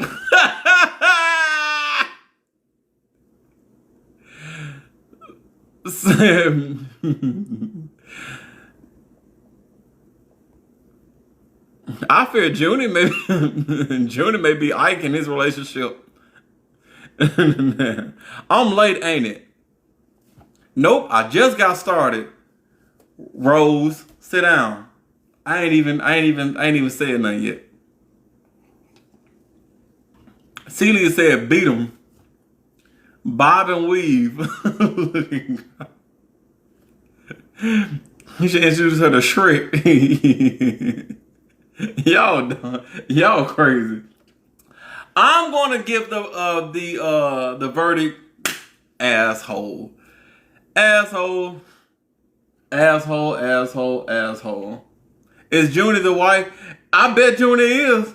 Junie, you be throwing shit. They be like, I'm sorry, we need to talk about it. You just be turning around like, bitch, what? Wait. Tuck and roll. I mean, hey! What the freak? What the freak? I ain't even denying it. Y'all, we at 323,000. Now, on a serious note, y'all, domestic violence is not fun. And it's not cute. All right? But on an unserious note, we do talk shit here. So just never meet the right one. Is all I can say. That's all I can say. Never meet the right one. All right, we're gonna do one more.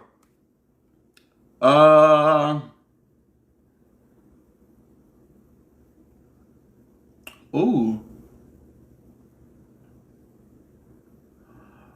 Am I the asshole for telling my friend that I've accidentally been sleeping with her fiance?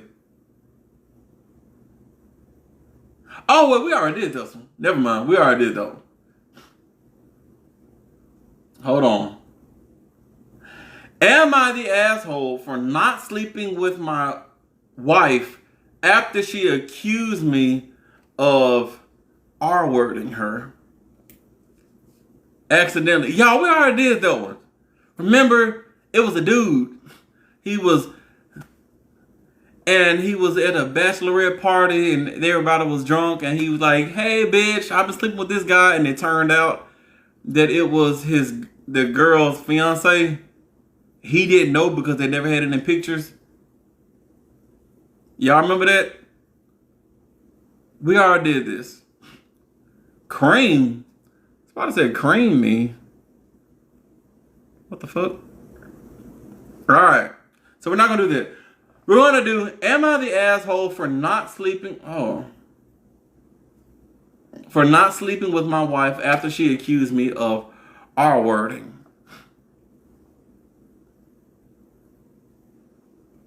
Alright. Hi, y'all. As my title says, my wife accused me the other day of R-wording her after intimacy, after spicy sleep. And it's making it really difficult to look at her anymore. I'm going to pause right here. Well, I guess y'all can't say this because most of y'all are women. But if there's any niggas on here, if your partner, y'all had spicy sleep, and then the next day they were like, you R-word me. And then the day after that, they were like, why don't you spicy sleep with me? Would you do it? Could you do it? Honestly, I think that'll be it. Because, no. I think that'll be it, honestly. Because, like, let me read this. But I'm going to just go ahead and say, we over. It's over with. Because if you accuse me of that, what the hell else will you accuse me of? Shit. Alright. For context, me and my wife have been married for 7 years and dated for 4 years prior. We've told each other everything and there is to be told. She knows that I was touched as a dwarf, as a child, by my older brother. I know she went through something similar. When we first started dating, she told me her ex used to word her, and that really pissed me off so much that I found his work through his Facebook, found what time he got off, literally by ringing them and asking, and even found what bus he took to and from work. Oh, this nigga, he with the shits. I really was ready to go to prison over this. Thankfully, a chance call from my wife stopped me from doing something I would now regret. Damn. What the fuck? Now, with all of that out the way, you can understand my feelings going forward. Last week, while me and my wife were cuddled up in post spicy sleep time, she says to me, you know, technically, no, wait, I'm gonna say it how she said it. She said to me,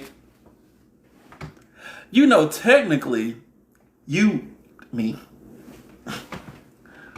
Naturally, I was both shocked and confused by this statement, especially seeing as she was the one to initiate and drag me on to the top position.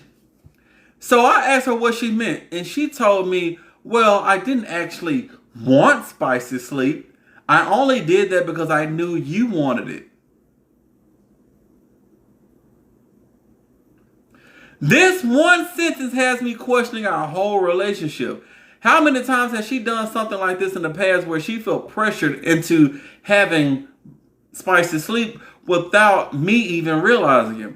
Was she confusing frustration tension with work frustration? Was I not being kind enough to her in this way? Was this what she meant when she said her ex took advantage of her? Yo,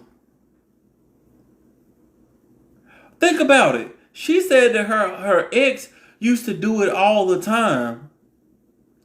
What if it? Well, let's finish it, cause I gotta get y'all opinion on this. Was I really willing to go to prison all those years ago over something like this, over a misunderstanding? I've had a lot of questions these last few days, and every time my partner goes to initiate spicy sleep, all I could think about was that night. Well, she accused me of R-wording her again. Have I been moodier than normal? Why is she doing this?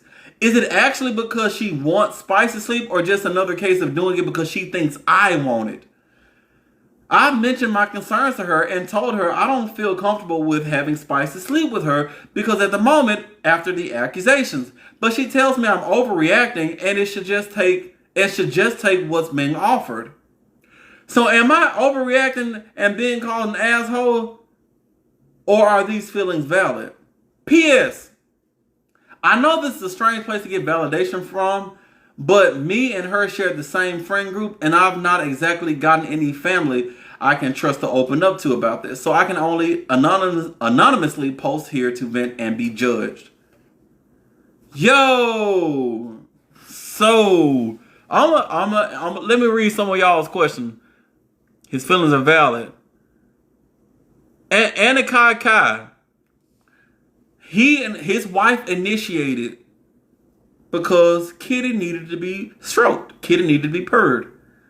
And then she said, well, technically you R-worded me because I didn't really want to. I did it because I thought you wanted to.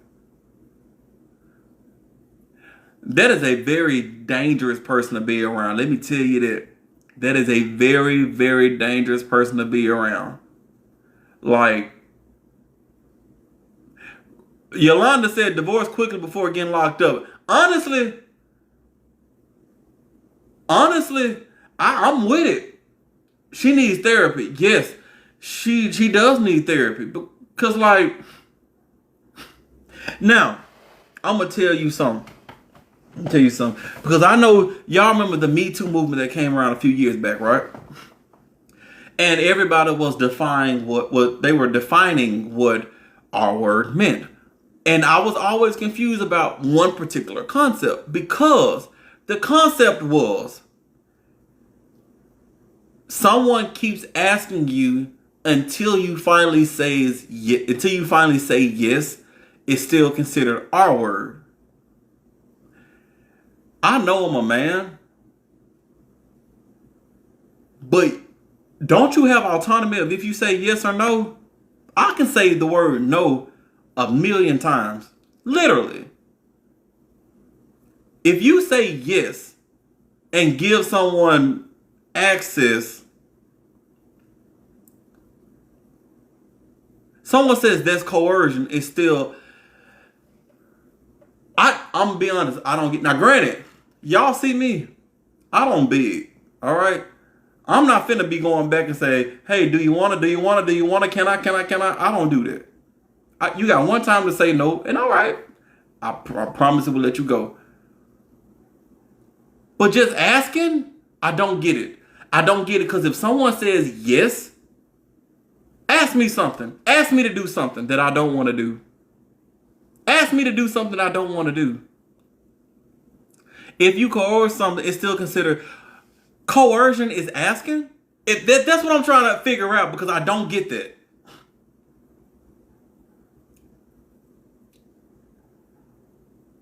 As someone who was coerced, is still, I'm not being disrespectful. I'm just like, you can't pressure. No, asking and taking, the answer isn't. Can you explain what you mean by asking? Repeatedly asking is coercion. So let me make sure I understand this. If someone repeatedly ask you, you said no 1,000 times, and you get to the point where you're just tired of saying no and you saying yes. You say, fine, let's do it. That's still considered the R word. Begging, pathetic, absolutely.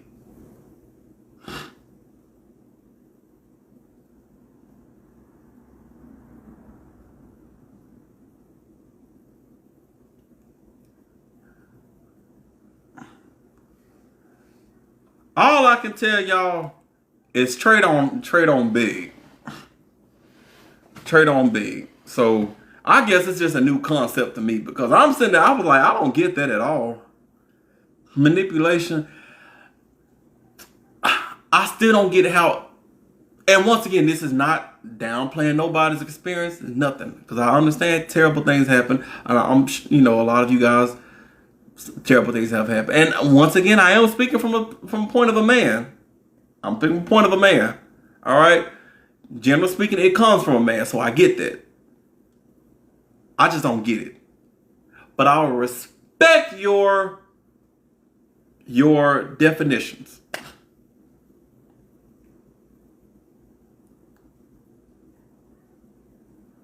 I'll never get tired of saying no.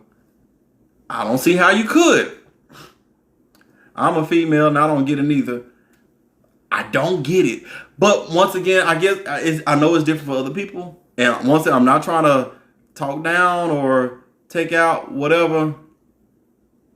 Oh, so somebody just gave an answer. If I say no and you keep asking, I'll be afraid you may want to take it and just give in.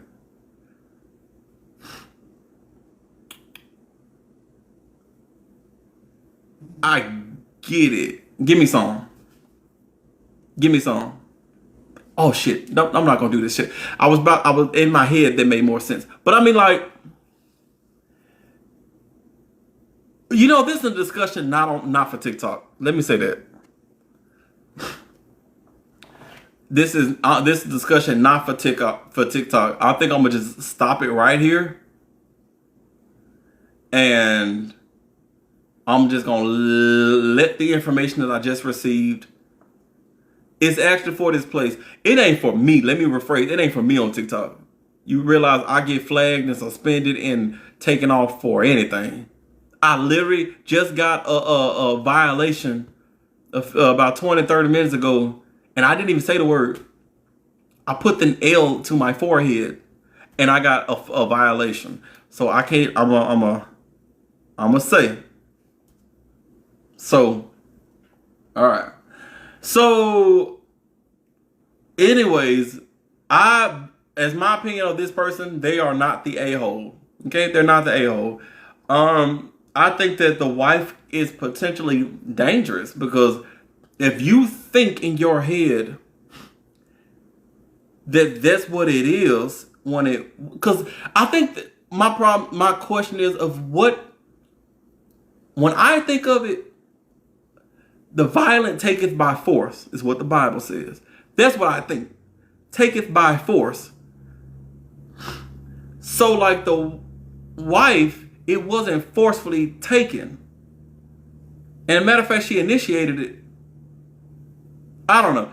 Not the asshole for the thing. 338,000 like. Thank you, little twins. Thank you, little twins. Shit. All right. Y'all want me to do one more or y'all done?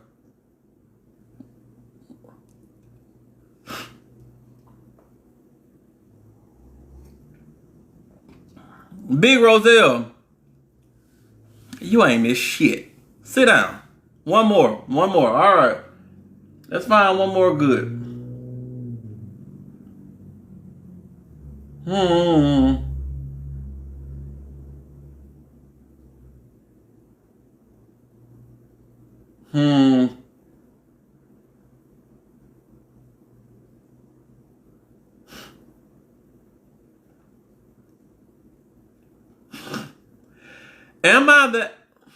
What?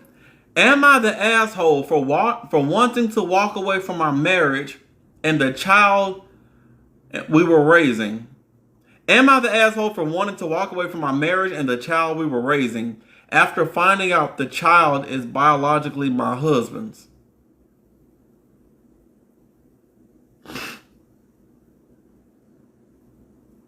Do y'all get that? Am I the asshole for wanting to walk away from my marriage and the child we were raising after finding out the child is biologically my husband? All right, let me do that one.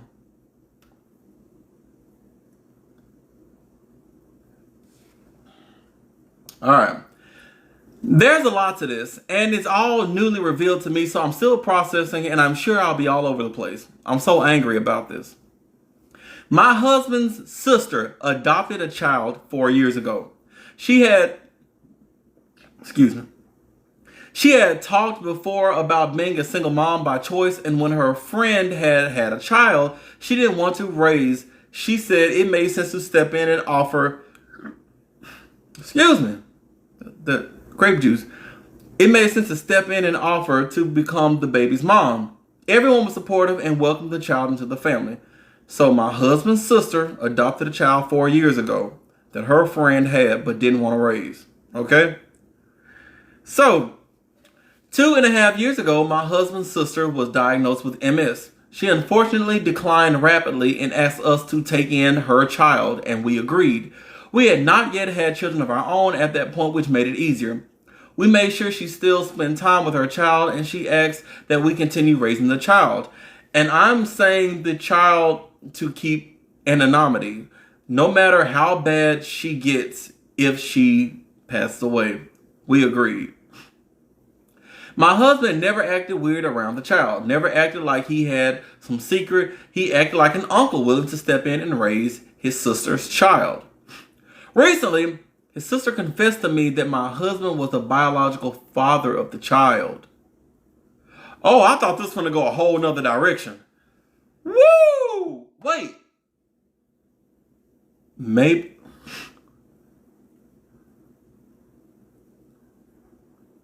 She said my husband and her best friend used to hook up occasionally, and he did it again right before we got married, and this child is a result of his infidelity. Oh, I thought we was about to have an Alabama family reunion here. I was sick. She told me she couldn't keep lying to me because eventually it would come out, and she wanted to minimize the damage. I confronted my husband, and he denied it, so I asked him to do a DNA test. He's the father. There's no doubt. DNA confirmed he's the biological father. He told me nothing happened since we were married, and he loves me, and he's sorry for what he did. He said it was a drunk night before our wedding, and he would never do something like that again. Then he said he wanted us to be a family and offered to adopt his child and raise them as our own. He told me this doesn't have to end us. Baby, I know I stuck Mike in her, and we all over that house. We on the table, on the couch, and then inside. Let's raise the baby. That's essentially what he's saying, if you ask me. Calm down, Shaggy. I left the house and have been staying with my sister since the DNA results. I'm disgusted, and I didn't sign up for this. I know that baby is innocent, but I can now only see what my husband did, and I cannot imagine raising them and acting like their mom and keeping my husband in my life. My husband's sister has reached out to apologize multiple times, and she told the rest of the family the truth also. My husband's parents have tried to contact me to get back with my husband. They have told me I have a family now, and I can't leave. And especially not with their daughter unable to raise this baby again. I had to block them. Right. Block them. Because their messages were blaming and shaming me and more for not agreeing to marriage counseling and moving forward as a family. I don't see a way back from this. But I have been with the child's life since birth and raised them for more than 1.5 years. I just know I can never be a good mom to them knowing what I know. Am I the asshole for wanting to divorce and walk away? What do y'all think? Amber says no. Lauren says no. The twin says no. Determined Soul says no, not at all. Hey, it's Nikki. No. Did he know from the beginning or did he find out after the test? I'm pretty sure he had to know from the beginning because the sister knew. I don't give a damn. I'll sign the papers for you. Go on. Wait. He better get the BSF, the real mom. She's been in the baby's life already. See, that's the thing. Now, look, I'm not standing up for it. I'm not doing it. I'm just saying. I'm asking you now, forget the scenario. I'm asking you. You with your man or your woman, whatever y'all got going on. All right. And a baby is thrown into the mix. Okay. And turns to find out the baby is not. Most of y'all are women. You with your nigga, right? Your nigga adopts a child. He said it's from a crackhead, and the crackhead had left the child on the street. Okay, but he picks up the child and he wants to adopt. You like, you know what? We can't leave a crack baby on the street. So you start to you raise this child, and then when the child is like 4 years old, find out it was never a crack baby. It was his side chick.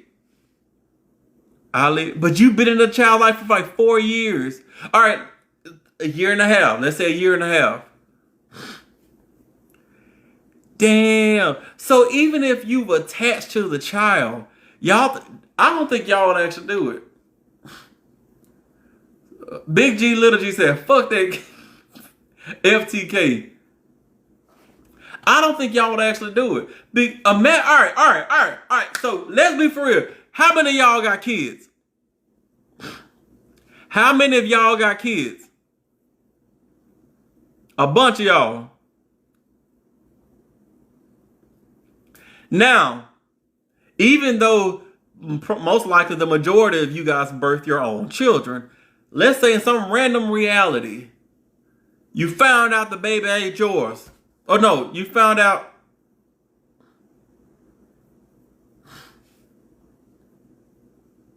You found out your husband cheating. This is your husband's side chick's baby. I don't know how that would work. Okay, let me do it this way. Maybe they'll make it better. Here's a scenario. Y'all paying attention? Scenario. You just found out you're pregnant. You are 3 weeks pregnant. Just found out you got a positive test. You know you're pregnant. To celebrate, you and your boyfriend go down. You're getting ready to go somewhere, and y'all have an accident. You fall into a coma. You wake up a year later. You're no longer pregnant. Your husband walks in with the baby. You know, hey, baby, this is our child. You're so glad you're raising this child as your own for 2 years. Then come to find out that the baby you had passed away during the accident. Your husband knocked someone else up, and that was the baby.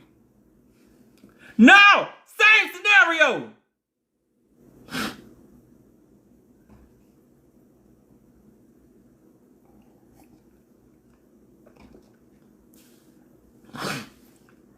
Shit, I'm free. I'm leaving. Wait, Trey, you're going to be reading my story at 2 p.m. the following Ain't no exceptions. Now the baby an orphan? What? Come on. No. That's still not my baby. Come on, y'all. Then I guess I'm kid free. Come on. Y'all raise that baby. Breastfeeding the baby. You going to doctor's appointments.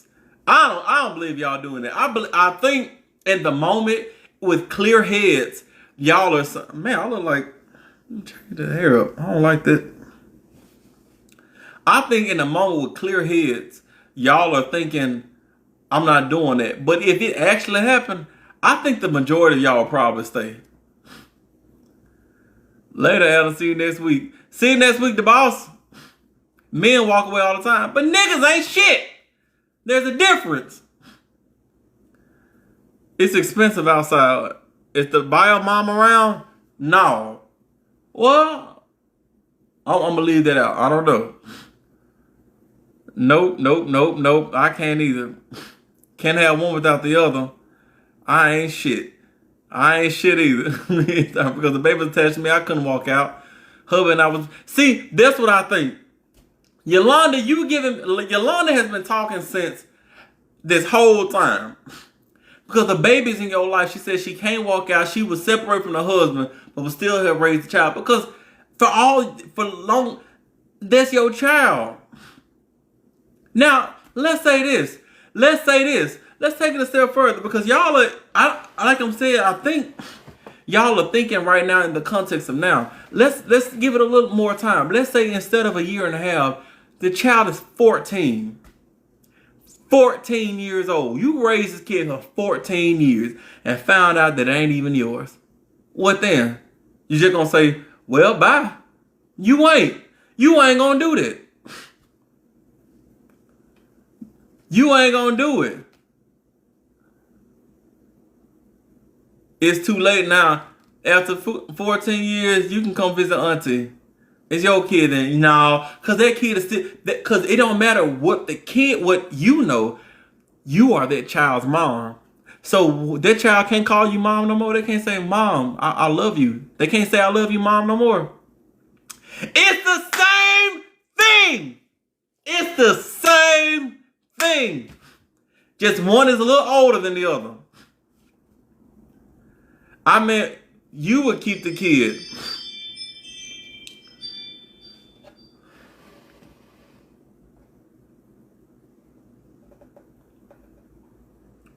I do it.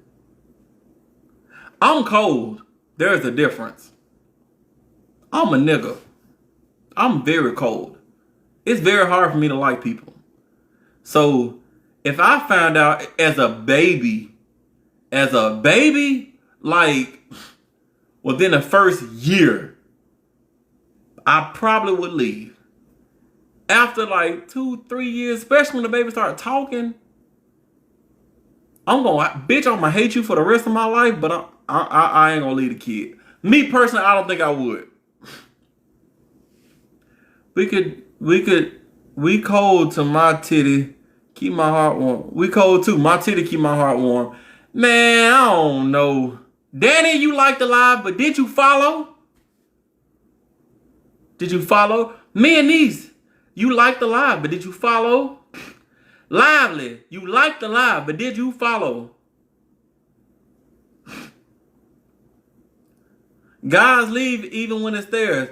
Ambers, niggas ain't shit. Lucky and Laura, I'm new here. Stop that damn line. I've seen your ass last year. Stop it. It's unfair. I'm smiling like the Joker and walking away.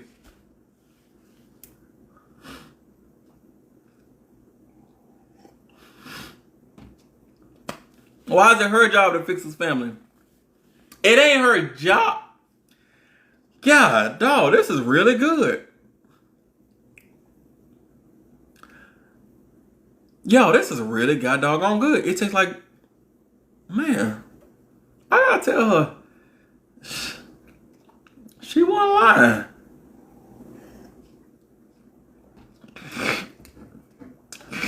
Moscato Rojo by Salt of the Earth, I guess. If you a nigga, then I'm your twin, big bro. Come on. Wait, you must forget this ain't the 50 straight. It's 2026. It's our turn. What? So the niggas done flipped. There's some powerful niggatry in this comment section. You on a first name basis now. I'm gonna be like, what up, guys? You gonna walk in with your pants sagging, gripping your, you ain't got nuts. What's that? Gripping your knuckle? Like who the hell baby that is? I'm sure he'll be strong, single father. That's the new standard indeed. Y'all really ain't shit. Now one of y'all shit. Goodness, I want to do one more. I want to do one more. Say it won't ever be.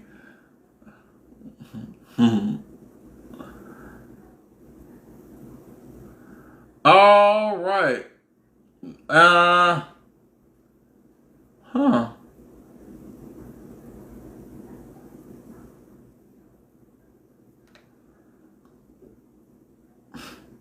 I read this one before.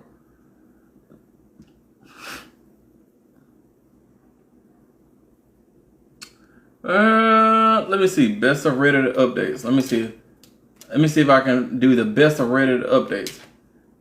Best of Reddit updates. Let me see if that's. All right.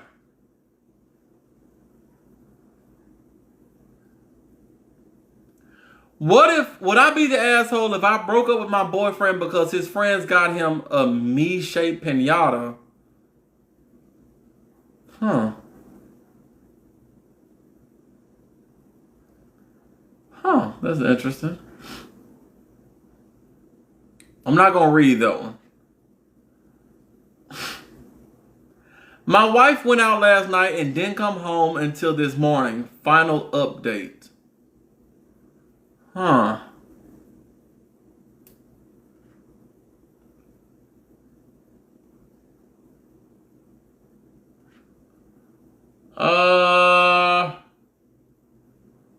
My girlfriend just gave birth to our first child. I know I'm not the biological father, and I revealed I knew as soon as she gave birth. Was he black? I don't know. An update 3 years later. I'm moving out tomorrow. Husband doesn't know I found out that he's having an affair. I want to do that one. Wait, which one y'all want me to do? Which one y'all want me to do?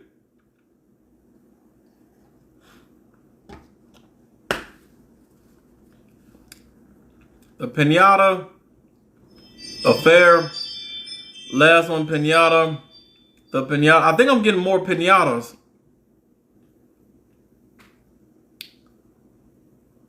The baby not mine.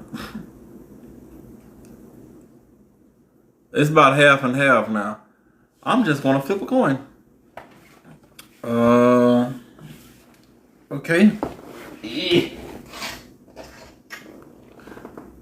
What the hell is this? I don't drink this. What is this? How does it get in here? I feel like somebody been in my house. All right. Heads for the pinata. Tails for the find out my husband is having an affair. What do y'all think it is? It was 3 choices, but most people wanted either first or second. What do y'all think it is?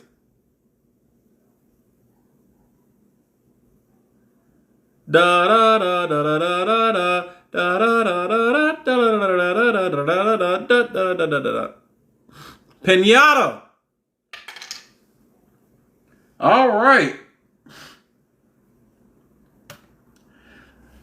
All right. Would I be the asshole if I broke up with my boyfriend because his friends got him a me-shaped pinata? Concluded. Okay. All right. The original was posted in February of 2026. I, 22 female, and my boyfriend Matt, 22 male, have been together for a year and 8 months. Matt and I go to different universities in neighboring cities, about 45-minute drive. Matt is in a fraternity, important for later. It was Matt's birthday on Friday, and him went out. Whoever wrote this need to stay in school, because what is this? It was Matt's birthday on Friday, and went out to dinner to celebrate. Stay in school. After dinner, I went back to my university since I live on campus. The next evening, I was on Instagram and I clicked on one of our mutual friends' private story, and I saw Matt and a bunch of his friends hitting and stomping on a piñata. By clicking through more of the stories, I figured it must have been a surprise party for Matt since he had told me his only birthday plans were dinner with me. On the last slide of the Instagram story, I got a close-up of the piñata and it looked exactly like me. From the hair color to the skin color, even down to my septum piercing. There was no doubt that it was me. I was really confused and I screen recorded the story, then I messaged a friend who posted the story. I asked her if that was me as the piñata, and she left me on red and removed me from the close friend story. This just confirmed my suspicions. So she was like, bitch, is that me? And that girl said, bitch, block, and took off. Okay? The next day, I texted him and asked how his party went, and he acted confused and said he never had a party. I was confused as to why he was lying to me. I told him I saw it on mutual friend's private story, and then he completely stopped answering. An hour later, he answered and said, yeah, the guy threw me a surprise birthday party. It wasn't a surprise, he knew about it. I'm just saying that part. It's a frat tradition not to talk about it though. He's lying. That's when I asked him about the me-shaped piñata, and I sent him the video of him and his friends destroying it.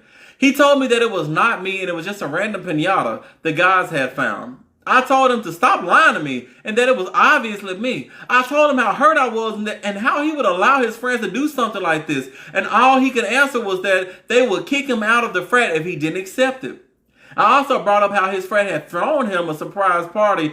If they had thrown him a surprise party, then why wasn't I accepted to it? Why wasn't I invited? I was only like 45 minutes away. I knew it wasn't because it was only guys, because the mutual friend who had posted on the story was a girl who goes to his university. And I saw in the story there were multiple girls there. He stopped answering me again. And he hasn't since. It's been a day with no contact. I'm honestly considering breaking up with him over this. I've caught him in lies before, but this is just too much. The video of him and his friend stomping the piñata was just so disturbing.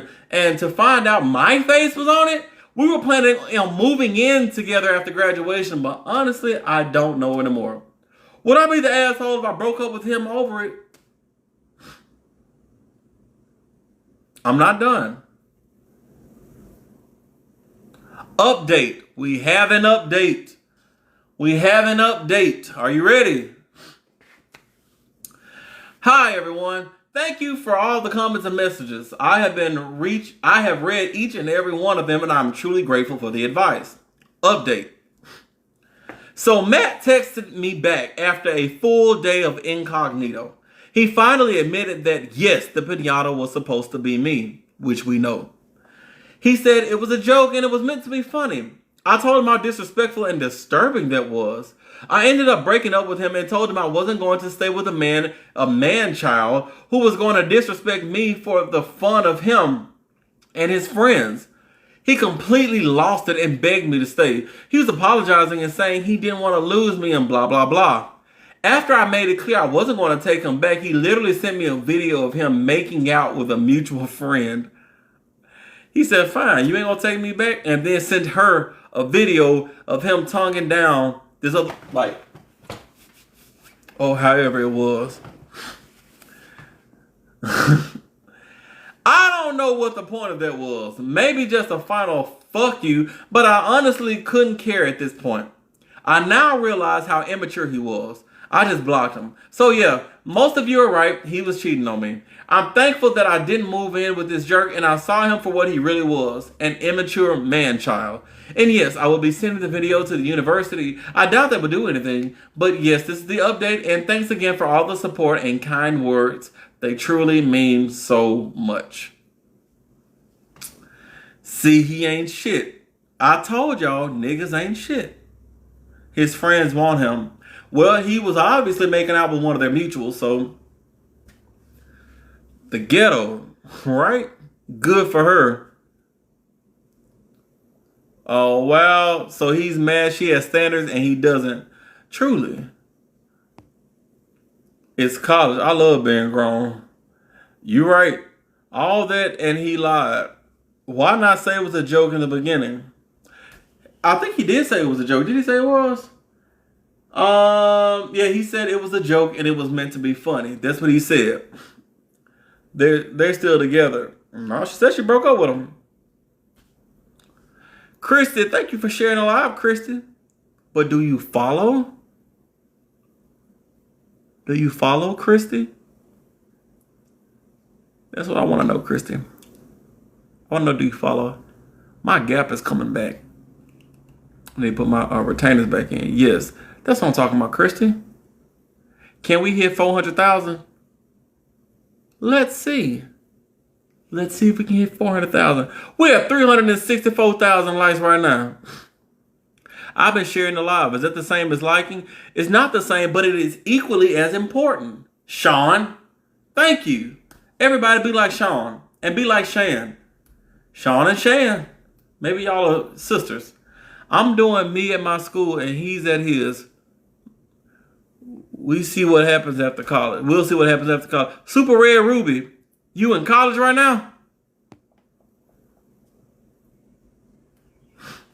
All right, let's see if we can get to 400,000 likes. Y'all keep liking. I'm gonna do one more story. One more.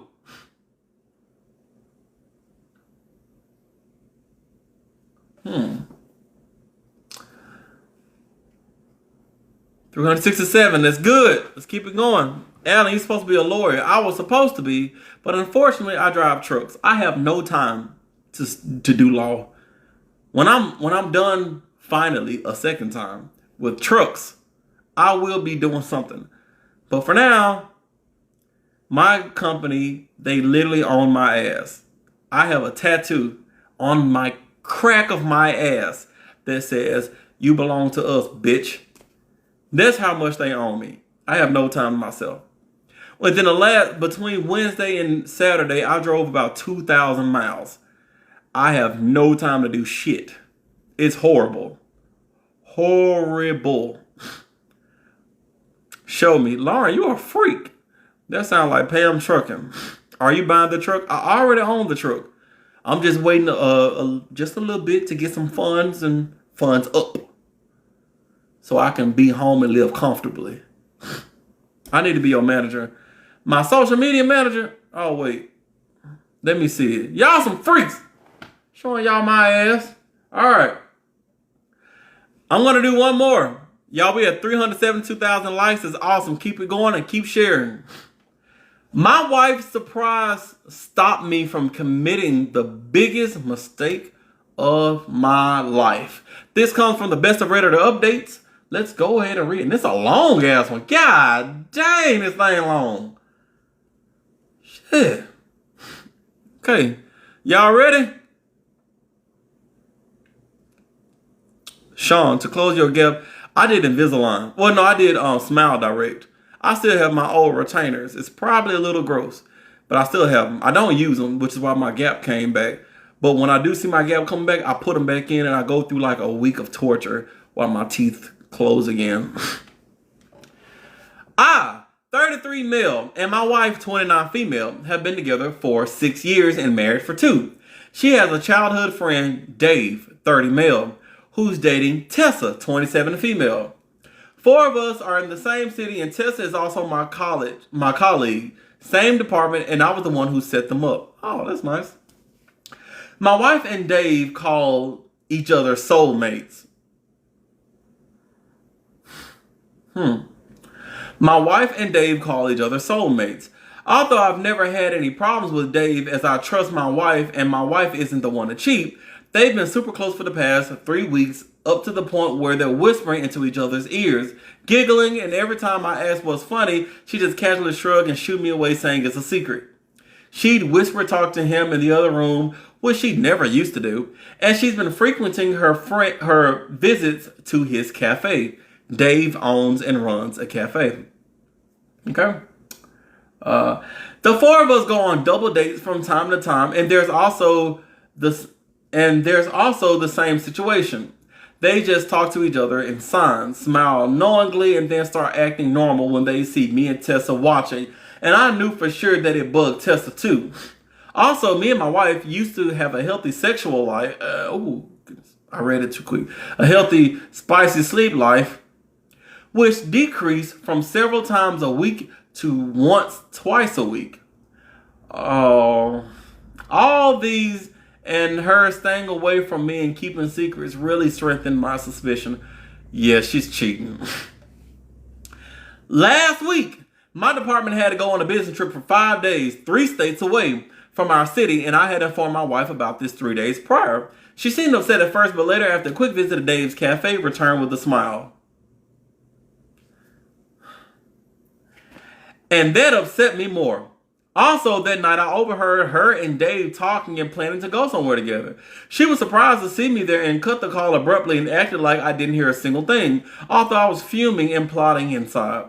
I went on the trip as casually as I could with Tessa and 2 other colleagues. Our company had provided us with separate rooms with room service. My mind was filled with revenge plans, and I decided that if she, my wife, was enjoying herself, then why couldn't I a little?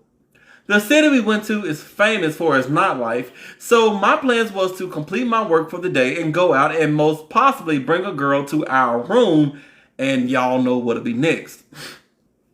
So I completed my work, changed into casuals, checked out, and went to the bar where I proceeded to chug down a few shots for a good half hour.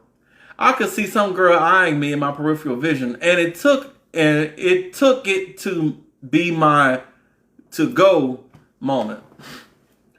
As I was about to approach my would-be AP, I was distracted by a bunch of frantic calls from one of my colleagues about how I didn't submit the project in time and how boss had been fuming at me. I tried to call in my other colleague and even Tessa, but they didn't even budge. Alas, my plans fell short and I had to go back to the room. Luckily, the hotel I was staying at was just 10 minutes away from the bar, and I intended to return to the bar as soon as I was done with my work. All while working, I was sulking about how I couldn't get to extract my plan.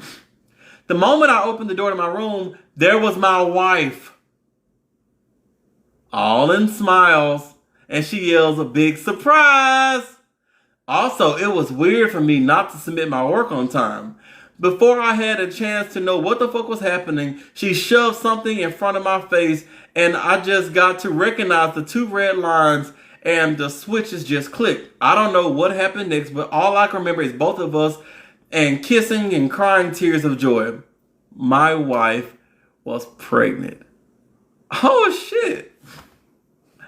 Oh shit. Oh, that was close. That was close.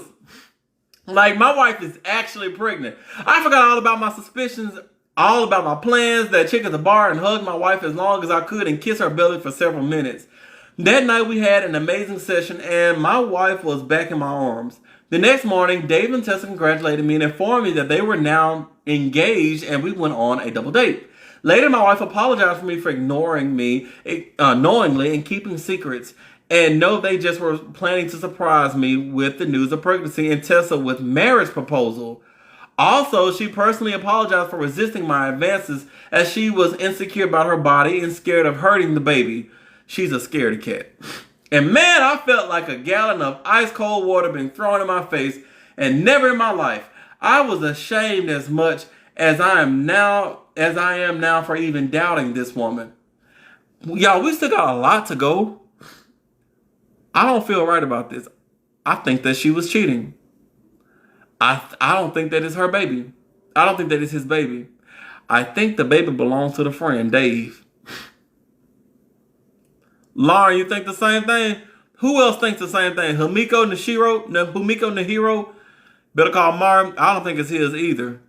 It's Dave's baby. Candace, yep. Chris the same. All right. We got a lot to go, but let's keep going. We spent the rest of the week enjoying ourselves to the fullest and visiting many places. Shopping some baby clothes, we couldn't resist them, to be honest. We're now back to our normal lives. Whilst I'm happy with my wife's pregnancy, I'm still ashamed about my thoughts. God knows what would have happened and where I would be now if my wife had caught me with some random chick that night. On one hand, I want to tell my wife everything. Shut the hell up. Don't tell your wife shit. You ain't do shit. Don't tell her nothing.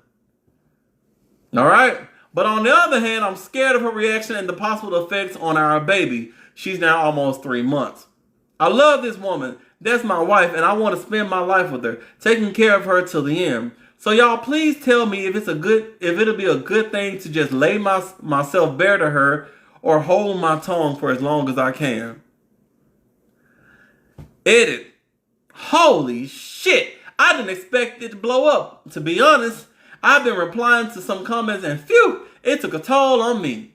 Nevertheless, I welcome all kind of criticism here. Be right back, and will make sure to reply to most of your concerns. All right. Update. This is on December of 2022. All right. What do y'all say? Say, shut the fuck up. Don't say nothing. He should tell her. Maybe she will come clean. I don't know. What is that, a spider? Is that a roach? A roach? I don't think he should say nothing. He ain't did nothing. All right? He didn't talk to her. He didn't hit on her. He ain't bring nobody nothing. Don't say shit. Okay? Update.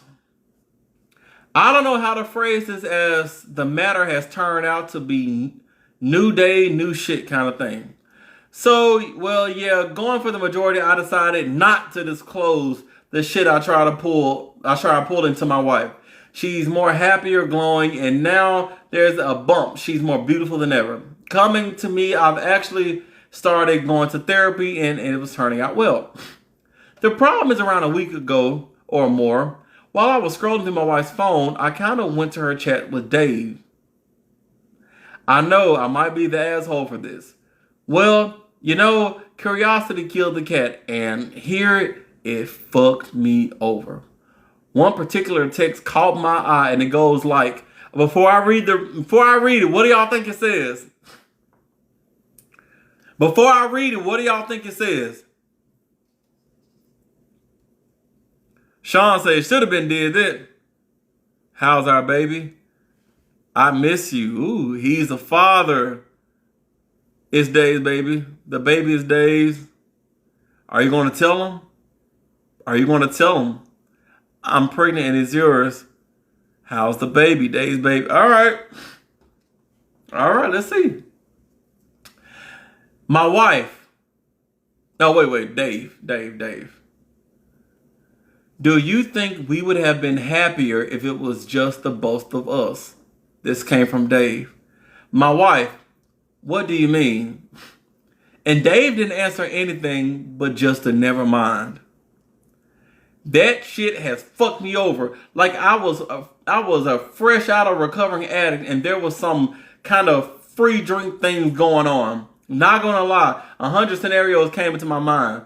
That motherfucker being close to my wife.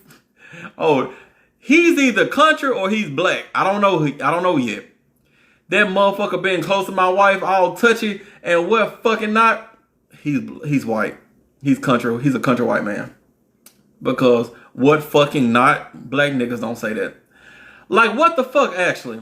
Whose genuine buddies, he's definitely white, would ask if they'd be happier with each other than they're with their partners? Bless my wife, there is no those doubt awakening texts. There is no those doubt awakening texts from her side. Although can't say the same about Dave. He was pulling shits like, how's the baby doing? How's you, baby mama? And y'all can call me out on this, but it pained me so much. The literal thought of someone else knowing about your baby before you, that to someone might be interested in your partner. I was going to confront him, but I don't know if it'd be the right time to do that. I seriously don't have a clear idea about my wife. What can say that whatever thing Dave wants, she doesn't exactly reciprocate it. I seriously don't have a clear idea about my wife, but can say that whatever thing Dave wants, she doesn't exactly reciprocate it. Okay. She doesn't have any friends in the town besides him and Tessa, and she's been so happy planning everything with them. I think I'm getting returned what I have made her feel in big time. And it's clearly a long path to decide what the hell we're gonna do.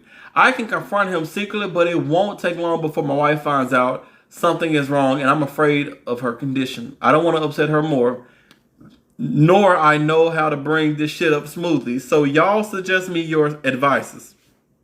Also, I had dropped the idea about getting DNA tests done, but now a seed of doubt is in my head, so can't say I'm sure of that unless I get a clear answer from both of them in near future.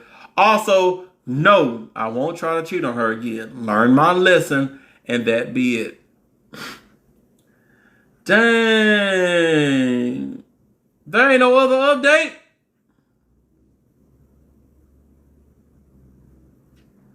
There ain't no other update? Damn. So, what do y'all think? Friend, you gotta do the Rick Chow from South Carolina case. It was BS. You know, I actually started my research on the Rick Chow thing, and it did infuriate me. Now, the reason why I hadn't done it yet is because, honestly, I can't find a whole lot of information on it just yet. But I have to do my research. Figure out. Dave wants her and she's playing clueless. But here's the thing, y'all. Let me ask you this. Is it cheating? Let me ask you this. Is cheating? You are with your partner. Your man. I hate saying partner. You with your nigga. Your man. Or your girlfriend. Whatever y'all like going on. You with your boo. Right? Y'all together, you happy. Your quote unquote best friend wants you bad, and you know they want you. You know they want you. Even if you don't reciprocate it all the way. Let me flip it around. You and your boyfriend or girlfriend or husband or wife, whatever, y'all together, you found out your boyfriend or girlfriend's best friend wants them. What do you do?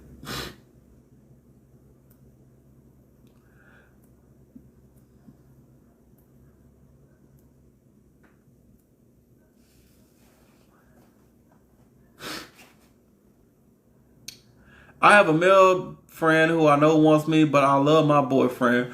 Oh, blue magic. Blue magic. Blue magic. So, blue magic. You got a boyfriend. You say you love your boyfriend, but you have a male best friend. This is why niggas don't like they women to have a male best friend.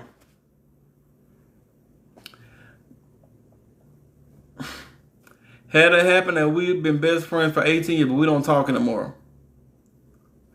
Best friends for 18 years? I don't know. Unless the only time I can see best friends as far as male and female working together is if y'all literally knew each other from like childhood. That's the only time. Because I have plenty of childhood friends that we're really good friends that I've literally known since like kindergarten. Okay? Now, granted, I know limits. I know what's respectful and not respectful. But it's saying, yo, we hit 400,000 likes. Y'all are amazing. Oh, it's hot up in here. We hit 400,000 likes. Y'all are amazing. I love you guys. Oh, y'all, I'm so tired. I'm so hungry. And I have to wash dishes. I have to clean my house. I have to wash clothes and get it ready to get back on this ground. We've been here for almost 3 freaking hours. Okay? Only 600,000 left. 600,000 what? I'm finna go. I'm hungry. I gotta put some ribs on the grill. I gotta go, y'all. I gotta go. I love you. Y'all stay in school. Don't do substances. Crack is whack. All right? But titties are quite amazing. You know, they're just amazing, amazing things. And I love you guys. If this is your first time and you've been here or you've sat and watched, Trey, we going to hell on. What you talking about? What about Booger Sugar? Don't do that neither. Man, TikTok is hating, bitch. They just told me you were live. Kayla! You know I be here every Sunday at 2 p.m. Central Standard Time. Don't blame TikTok. I'm here. I'm here. All right now. Y'all enjoy your afternoons. Thank you for being here. Please be safe. Happy Father's Day, because I think today is Father's Day. Happy Father's Day. Don't y'all pull out no bag. What you talking about? See y'all later now. I'm be on here time next time. All right now. Peace.